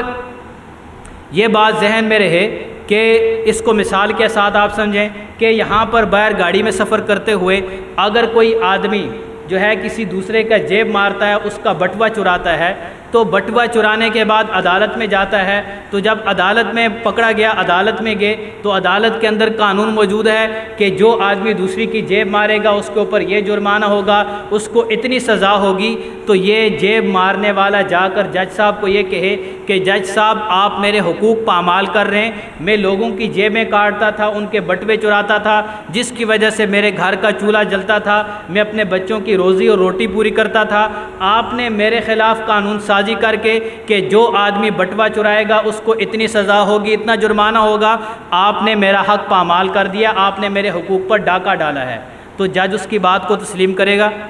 جج کیا کہے گا؟ میں نے آپ کے حقوق کو پامال نہیں کیا، میں نے آپ پہ حقوق پر ڈاکہ نہیں ڈالا، یہ آپ کو کس نے حق دیا کہ آپ لوگوں کی جیبیں ماریں، لوگوں کے بٹوے چرائیں؟ اس قانون کے بنانے کی وجہ سے آپ کی حق تلفی نہیں ہوئی، آپ کے حقوق پامال نہیں ہوئے، بلکہ باقی لوگوں کے حقوق کا تحفظ ہوا ہے۔ باقی لوگوں کا حق ہے کہ ان کی جان بھی محفوظ ہو، مال بھی محفوظ ہو۔ اس قانون کی وجہ سے باقی لوگوں کا مال محفوظ ہوا ہے، باقی لوگوں کے حقوق کو تحفظ دیا ہے، تمہارے حقوق پامال نہیں ہوئے۔ تمہارے پاس جب یہ حق ہی نہیں ہے کہ تم لوگوں کے بٹوے چراؤ تو لہٰذا تمہارے حقوق پامال کیسے ہوئے؟ تو اب یہاں پر بات سوچنے کی ہے، اگر کوئی غیر مسلم یہ اعتراض کرتا ہے کہ ہمیں اس بات کی آزادی دی جائے کہ ہم نبی کی شان میں توہین کریں، گستاخی کریں، تو آپ بتائیے کیا کسی غیر مسلم اقلیت کو یہ حق حاصل ہے کہ وہ ہمارے نبی کی شان میں توہین کرے؟ جب ان کا حق ہی نہیں تو پھر حقوق پامال ہوئے؟ جب حقوق پامال نہیں ہوئے تو پھر یہ کہنا کہ ان کے حقوق پامال ہوتے ہیں، یہ بات درست ہے یا غلط ہے؟ اور دوسری بات، کیا یہ ہمارا حق نہیں ہے کہ ہمارے نبی کی عزت اور ناموس اس ملک کے اندر محفوظ ہو؟ جب یہ ہمارا حق ہے تو یہ قانون ہمارے حق کے تحفظ کے لیے یا غیر مسلم اقلیتوں کے حقوق کو پامال کر رہا ہے؟ تو اس سے غیر مسلم اقلیتوں کے حقوق پامال نہیں ہوتے، بلکہ اس کے ذریعے سے ہمارے حقوق کا کیا ہوتا ہے؟ تحفظ ہوتا ہے، کیونکہ کسی غیر مسلم کو یہ حق نہیں کہ وہ نبی کی شان میں توہین کرے۔ چنانچہ یہ جو ذمی ہیں جن کا عہد پاسپورٹ پہ ویزے پہ ملک کے اندر آتے ہیں، ان کے بارے میں بھی آیت مبارکہ ہے، پارہ نمبر 10 سورہ توبہ آیت نمبر 12 ہے، وَإِن نَكَثُوا أَيْمَانَهُمْ مِن بَعْدِ عَهْدِهِمْ وَطَعَنُوا فِي دِينِكُمْ فَقَاتِلُوا أَئِمَّةَ الْكُفْرِ إِنَّهُمْ لَا أَيْمَانَ لَهُمْ لَعَلَّهُمْ يَنْتَهُونَ، کہ اگر وہ عہد کرنے کے بعد اپنے عہد سے پھر جائیں اور تمہارے دین پر طعن و تشنیع کریں تو کفار کے سرداروں سے قتل قتال کرو، کیونکہ ان کا کوئی ایمان نہیں، کیونکہ وہ پھرنے والے ہیں اپنے عہدوں سے، اپنے وعدوں سے۔ ان آیات سے، اس آیت سے یہ بات ثابت ہوئی کہ اگر کوئی ذمی اور جو ہے پاسپورٹ پر ویزے پر بھی ملک کے اندر آتا ہے اور پھر آ کر نبی کی شان میں توہین کرتا ہے، تو اس وقت جب وہ پاسپورٹ پر یہاں پر آیا تو اس سے اس بات کا معاہدہ کیا گیا تھا کہ تم ہمارے مذہبی معاملات میں ہمارے نبی کی شان میں بے ادبی نہیں کرو گے۔ جب اس نے نبی کی شان میں گستاخی کی، گویا اس نے اپنے عہد کو توڑ دیا۔ جب اس نے اپنے عہد کو توڑ دیا، پھر اس کے بعد اللہ کا حکم کیا ہے؟ فَقَاتِلُوا أَئِمَّةَ الْكُفْرِ، ان کے ساتھ قتال کرو اور ان کو قتل کرو۔ چنانچہ گستاخی کرنے کی وجہ سے ذمی کا عہد بھی ٹوٹ جاتا ہے، ختم ہو جاتا ہے، جس وجہ سے اس کو قتل کیا جائے گا۔ چنانچہ حضرت عمر رضی اللہ تعالیٰ عنہ کے سامنے ایک شخص آیا اور آ کر کہنے لگا کہ ایک یہودی آپ علیہ السلام کی شان میں توہین کرتے ہوئے میں نے سنا ہے۔ تو آپ آگے سے عمر رضی اللہ تعالیٰ فرمایا اگر میں سن لیتا تو ضرور قتل کر دیتا، کیونکہ ہم نے آپ کی توہین پر ان کے ساتھ معاہدہ نہیں کیا۔ ہمارا جو ان کے ساتھ معاہدہ ہے وہ ان کے جان اور مال اور عزت کے تحفظ کا ہے، اور اس کے بدلے میں وہ اس ملک کے اندر آزادی کے ساتھ رہیں گے، ہم ان کے جان اور مال کا تحفظ کریں گے، ہمیں ٹیکس دیں گے۔ اس بات پر ہمارا ان سے معاہدہ تھا، ہمارا ان سے اس بات پر معاہدہ نہیں تھا کہ وہ ہمارے نبی کی توہین کریں پھر بھی ہم ان کو تحفظ فراہم کریں۔ چنانچہ اس وجہ سے ذمی کو بھی نہیں چھوڑا جائے گا۔ اب اگلی بات جو آخری، جس کو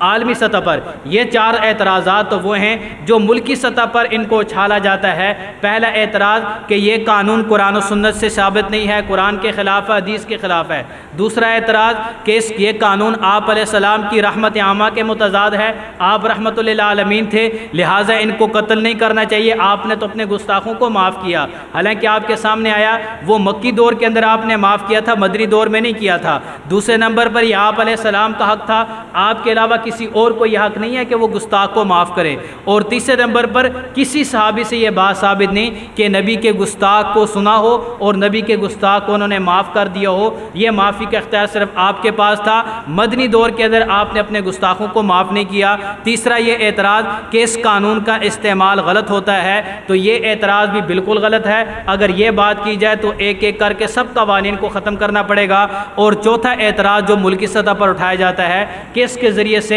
غیر مسلم اقلیتوں کے حقوق پامال ہوتے ہیں، ہم اپنے اسلام کو ان پر مسلط نہیں کر سکتے، اس قسم کی باتیں کر کے اس قانون کی اہمیت کو کم کیا جاتا ہے۔ یہ اعتراضات وہ ہیں جو ملکی سطح پر کیے جاتے ہیں، لیکن بین الاقوامی سطح پر ایک اور اعتراض کیا جاتا ہے۔ وہاں پر جو سوال اٹھایا جاتا ہے وہ سوال یہ ہے کہ یہ جو قانون ہے نبی کی شان میں کوئی توہین نہیں کر سکتا، جو توہین کرے گا اس کو سزائے موت دی جائے گی۔ یہ قانون آزادی اظہار رائے کے خلاف ہے، یعنی کہ جو قانون ہے فریڈم آف سپیچ، کہ ہر ایک کو بولنے کی آزادی ہے، وہ جو چاہے جو بولے، یہ اس کو آزادی ہے۔ گویا اس قانون کے ذریعے سے ہم اگلے بندے کی اس آزادی کو چھین رہے ہیں۔ اس کو اختیار تھا کہ نبی کی توہین کرے، لیکن ہم نے قانون بنا دیا کہ اگر وہ توہین کرتا ہے تو اس کو سزا دی جائے گی، سزائے موت دی جائے گی۔ لہٰذا یہ قانون آزادی اظہار رائے کے خلاف ہے۔ یہاں پر ایک بات ذہن میں رہے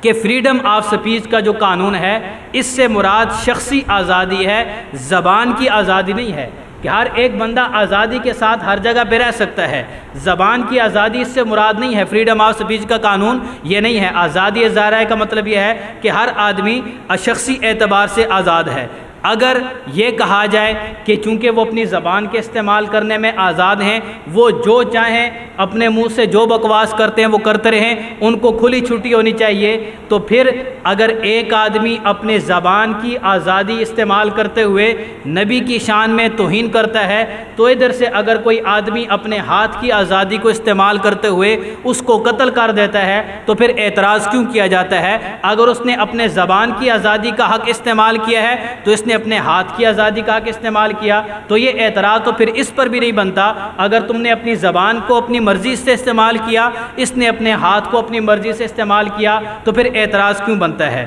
اگر یہ کہا جائے پھر اس اعتبار سے اگر سلمان تاثیر نے اس قانون کو کالا قانون کہا نعوذ باللہ، تو گویا کہ اس نے اپنے زبان کی آزادی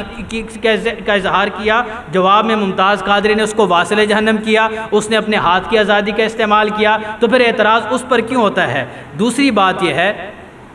یہاں پر جو بات ذہن میں رہے کہ یہ کوئی نیا قانون نہیں ہے۔ ایک بات یہاں پر یہ بھی رہے کہ یہ جو آزادی اظہار رائے میں اور آزادی اظہار خباثت میں فرق ہوتا ہے۔ آزادی اظہار رائے کا مطلب کیا ہے کہ ایسی بات کرنے کی آزادی ہے جس کی وجہ سے کسی دوسرے کی آزادی متاثر نہ ہو۔ اگر ایسی بات کرتا ہے جس کی وجہ سے دوسرے کی آزادی متاثر ہوتی ہے یا دوسرے کا دل مجروح ہوتا ہے، تو ایسی زبان کی آزادی کی کہیں بھی کسی ملک میں بھی قانون کی اجازت نہیں ہے۔ چنانچہ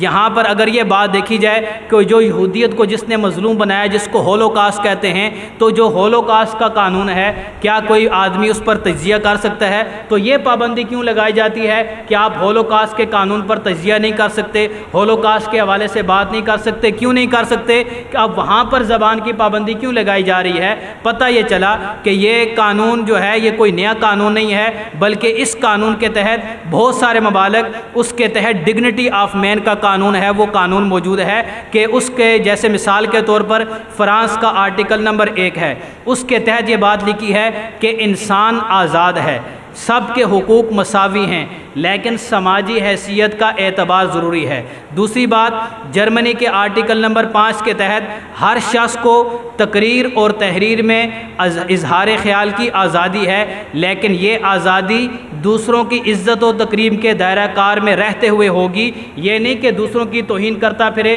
اور یہ کہے کہ میں اپنی زبان کی آزادی استعمال کر رہا ہوں۔ امریکن سپریم کونسل کے فیصلے کے مطابق کسی کو ایسی تقریر اور تحریر کی اجازت نہیں جو دوسروں کی آزادی میں رخ نہ ڈالے یا اشتعال انگیزی یا امن عامہ میں خلل انداز ہو، اور برطانیہ کے قانون کے مطابق کسی بھی شخص کو ایسی آزادی حاصل نہیں جس سے حضرت عیسیٰ علیہ السلام یا ملکہ برطانیہ کی شان میں گستاخی ہو۔ تو گویا تم خود پابندی لگا رہے ہو۔ مختلف ممالک میں یہ قانون موجود ہے کہ ہمارے ملک کی جو برطانیہ کی جو ملکہ ہے اس کے بارے میں تم زبان کو نہیں کھول سکتے، اس کے بارے میں تم کوئی گفتگو نہیں کر سکتے۔ اسی طریقے سے عیسیٰ علیہ السلام کی شان کی توہین تم نہیں کر سکتے اس ملک کے اندر۔ یہ جو ساری چیزیں بتائی جاتی ہیں، پتہ یہ چلا آزادی اظہار رائے کا مطلب یہ ہے کہ تمہیں آزادی ہے، تم ہر بات کر سکتے ہو، لیکن ایسی آزادی نہیں ہے کہ جس کی وجہ سے دوسروں کے جذبات مجروح ہوں۔ تو اس وجہ سے آزادی اظہار رائے میں اور آزادی اظہار خباثت میں فرق کرنا پڑے گا۔ اور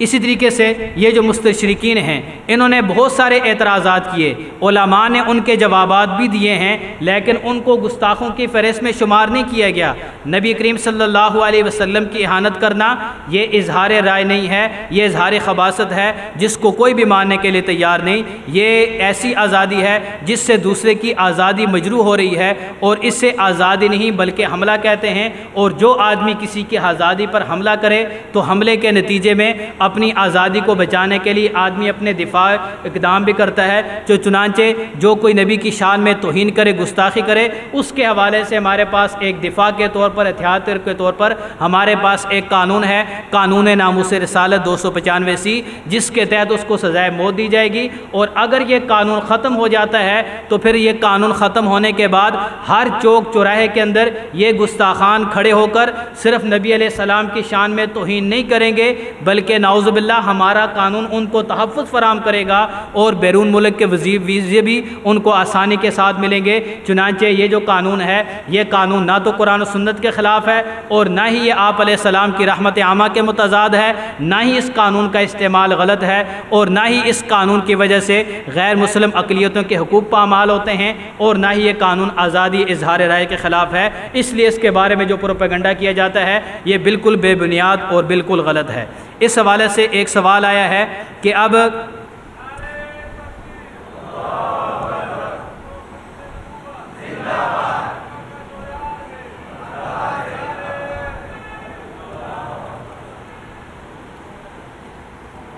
कि हुकूमत के बग़ैर किसी गुस्ताख को कत्ल करना जायज़ है या नहीं, अगर नहीं जायज़ तो क्यों?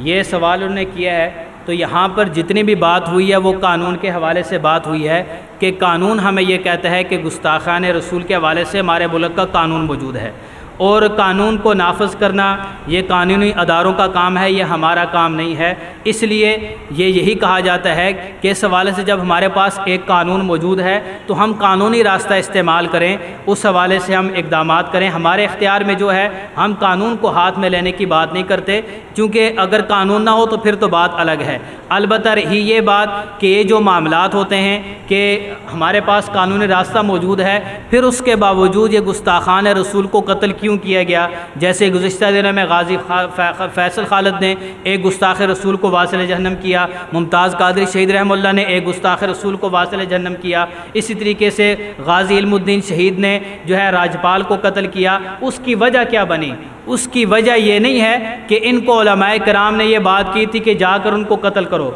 असल वजह ये जो कानून नाफज करने वाले इदारे हैं, जब एक आदमी पर गुस्ताखी साबित हो चुकी है, जुर्म साबित हो चुका है, तो जुर्म साबित होने के बाद अगर तुम उस कानून के मुताबिक फ़ैसला नहीं करोगे, जज गलत फ़ैसला देंगे, फिर उसके बाद आवाम इस्तेहाल में आकर इस कानून को अपने हाथ में लेगी। अगर हुकूमत और जो कानूनी इदारे हैं इस कानून का सही इस्तेमाल करें तो आप ईमानदारी के साथ बताएं, कोई मुसलमान मुल्क के अमन व अमान को तबाह करना चाहता है?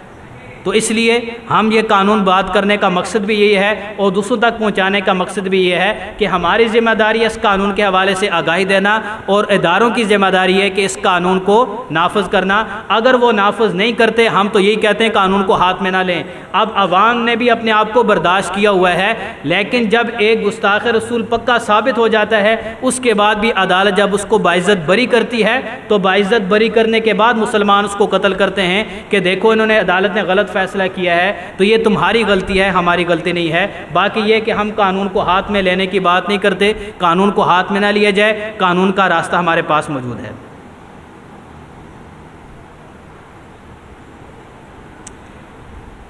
फ़िक़्ह हनफ़ी की रूह से कानून गैर मुस्लिमों पर लागू नहीं होता। जी बिल्कुल होता है, क्यों नहीं लागू होता? अभी आपके सामने 2-3 हवाला जाता है। कुरान की आयत से भी ये बात साबित है कि जब ज़िम्मी ये तौहीन करता है तो उसका जो अहद ज़िम्मा है वो ख़त्म हो जाता है। जब अहद ज़िम्मा ख़त्म हो गया तो फिर उसके बाद उसको कत्ल किया जाएगा और ये काम हुकूमत की ज़िम्मेदारी है। बाकी ये बात कि सहाबा किराम ने वहाँ पर ऐलान किया था कि जो नबी की शान में तौहीन करते हुए किसी को सुने तो उसको कत्ल करे, ये उस वक़्त हुकूमत की तरफ से ऐलान किया गया था, चूँकि आप अलैहिस्सलाम ने भी इस बात का ऐलान किया था। तो जब हुकूमत की तरफ से ऐलान हुआ, फिर हुकूमत के सामने आप अलैहिस्सलाम के सामने साहबी ने खड़े होकर कहा था मैं उसको कत्ल करूँगा, लिहाजा ऐसी कोई बात नहीं है। इसमें उसने भी यही बात दर्ज है कि उसको गुस्ताख रसूल को कत्ल किया जाएगा और इस वजह से उस ज़िम्मी का अहद टूट जाएगा। ये नोटिस की कापी ये मौलाना अब्दुल बसीर ख़ान साहब को हम दे देंगे, उनसे जिसने करवानी हो तो इंशाअल्लाह वो ख़ुद लेकर फ़ोटो कापी करवा लें। और किसी के जहन में के हवाले से कोई सवाल या कोई बात समझ ना आई हो? ये एक बड़ा ज़बरदस्त सवाल किया है कि अगर पागल गुस्ताखी करे तो फिर उसके साथ किया जाए। बाज़ औक़ात ये होता है कि जो भी नबूवत का दावा करता है उसके बारे में ये कह दिया जाता है कि वो तो पागल है, उसने नबूवत का दावा किया है। यहाँ पर एक सवाल पैदा होता है कि पागल ने चीफ़ ऑफ आर्मी स्टाफ होने का दावा क्यों नहीं किया?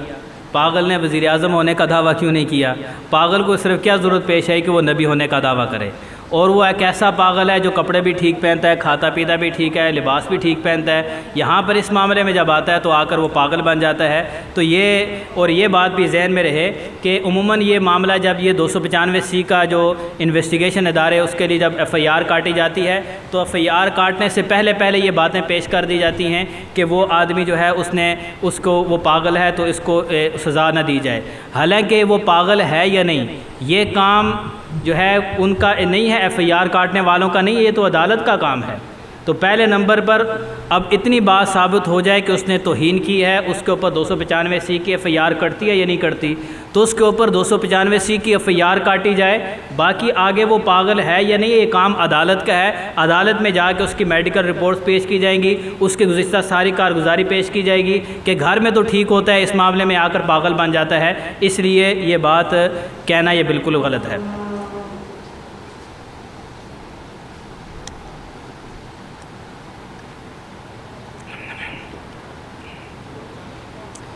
ان کو سزا دینے کے بجائے مراعات مہیا کرتے ہیں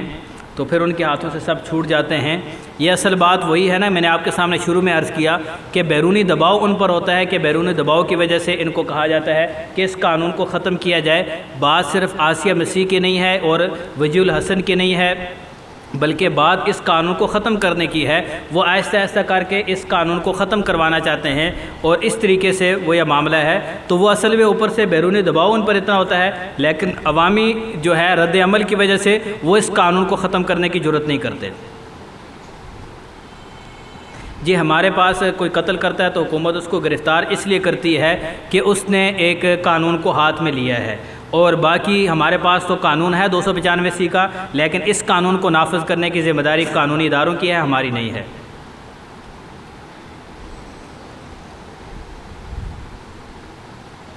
جو کسی کے ساتھ محبت کرتا ہے وہ انہی میں سے ہے، چاہے وہ ان کے ساتھ محبت کرے، ان کو مراعات دے، وہ انہی میں سے ہی ہے، لہٰذا اس کے ساتھ بھی اسی اعتبار سے معاملہ کیا جائے گا۔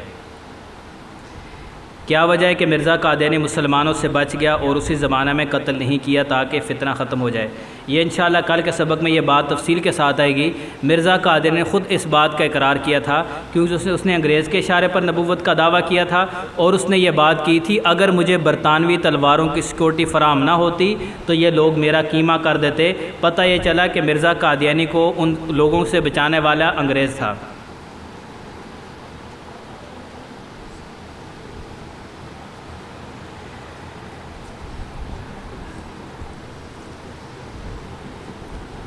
اگر کوئی قتل کر دے تو اس سے قصاص لیا جائے گا یا نہیں لیا جائے گا؟ قصاص کس لیے لیا جائے گا؟ قصاص تو چونکہ وہ مباح الدم تھا، اب مباح الدم ہونے کے بعد حکومت کی ذمہ داری تھی اس کو قتل کیا جائے، لیکن اگر انہوں نے نہیں کیا، اس نے کر دیا تو مباح الدم کو قتل کیا ہے، کسی اور کو قتل نہیں کیا، اس وجہ سے قصاص بھی نہیں ہوگا۔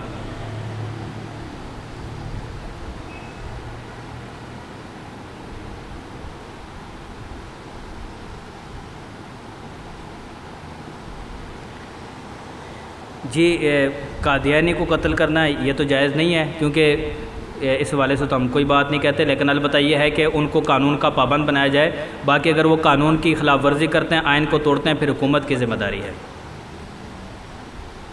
عام مسلمان اس حوالے سے یہ ہے کہ اس لیے جس کو ووٹ دیا جاتا ہے، اگر اس کو ووٹ دے کے اس کے بعد اس سے ہم اس بات کا مطالبہ کرتے ہیں ہماری گلی پکی کی جائے، ہماری نالی پکی کی جائے، تو اس سے پہلے نمبر پر یہ بات کی جائے، ووٹ دیتے وقت اس بات کا خیال کیا جائے، اس سے یہ بات کہی جائے کہ کم از کم اس معاملے میں تم نے کوئی ایسی بات نہیں کرنی۔ البتہ اگر وہ اس معاملے میں بھی خاموش رہتا ہے اور ان کی تائید کرتا ہے تو گویا یہ ووٹ دینے والا بھی اسی کے ساتھ شامل ہے کہ جس نے اس کو اس عمل کی خاموشی کا خاموش رہ کر یا اس کی تائید کر رہا ہے، گویا یہ بھی اس عمل میں اس کے ساتھ شریک ہے۔ ہاں البتہ اگر اس کی تائید نہیں کرتا، اس سے اعلان برات کرتا ہے اور یہ کہتا ہے کہ مجھ سے غلطی ہوئی، تو اب اس کے بعد پھر وہ معاملہ وہ نہیں ہوگا۔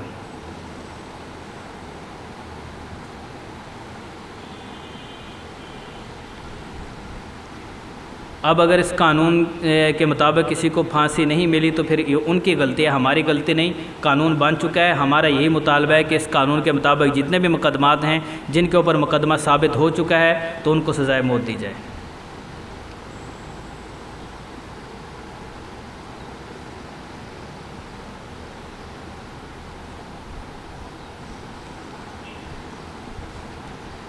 جہاد اپنے ملک کے اندر نہیں ہوتا تو بیرون ممالک والوں کا وہ ہوتا ہے اس طریقے سے۔ اس طریقے سے پھر اس معاملات خراب ہوتے ہیں۔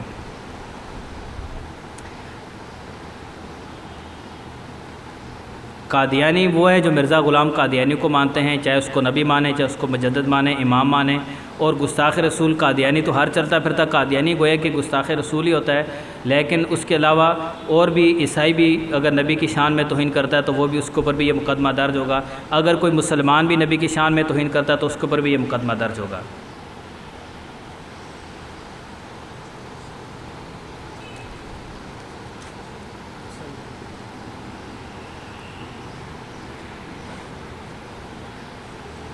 یہ ساری جو باتیں ہیں، نبوت کا دعویٰ کرنا، اس کو سرعام قتل کیا جائے، یہ سارے جو معاملات ہیں یہ حکومت کی ذمہ داری ہے، عوام کو یہ اختیار نہیں ہے کہ اس طریقے سے کرے، حکومت کی ذمہ داری بنتی ہے کہ ایسے اقدامات کیے جائیں۔ جی دیگر انبیاء کرام علیہ الصلوۃ والسلام بھی اسی طرح محترم ہیں، ان کی شان، ان کے بھی عزت اور ناموس کے حوالے سے بھی یہی قانون ہے۔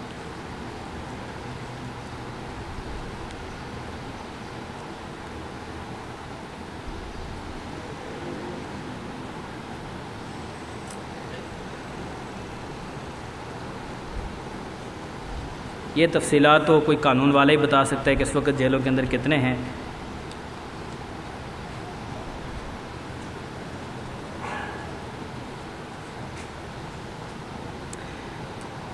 ہر ایک آدمی کا بات کرنا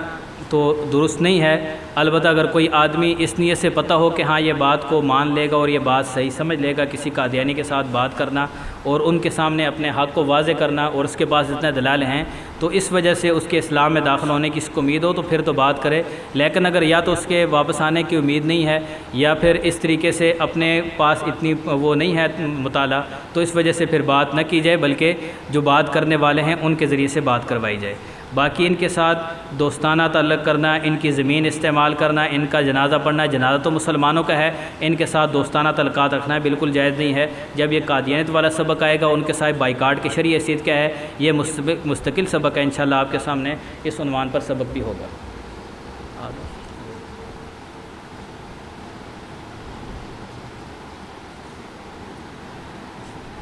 نہیں، پاکستان الحمدللہ ایک اسلامی ملک ہے، اسلامی کلمے پر، اسلامی نام پر یہ ملک بنا ہے، اس لیے یہ کہنا ہے کہ یہ ملک یہودیوں کے تحت چل رہا ہے تو یہ بات بالکل غلط ہے۔ ہاں کہ البتہ یہ کہا جائے کہ عالمی سطح پر وہ ایک الگ بات ہے، اگر پاگل ہے تو پاگل پر تو وہ اس کا تو معاملہ ہی الگ ہے، لیکن یہ ہے کہ صرف اس معاملے میں آ کر پاگل ہو جانا یہ بات ٹھیک نہیں۔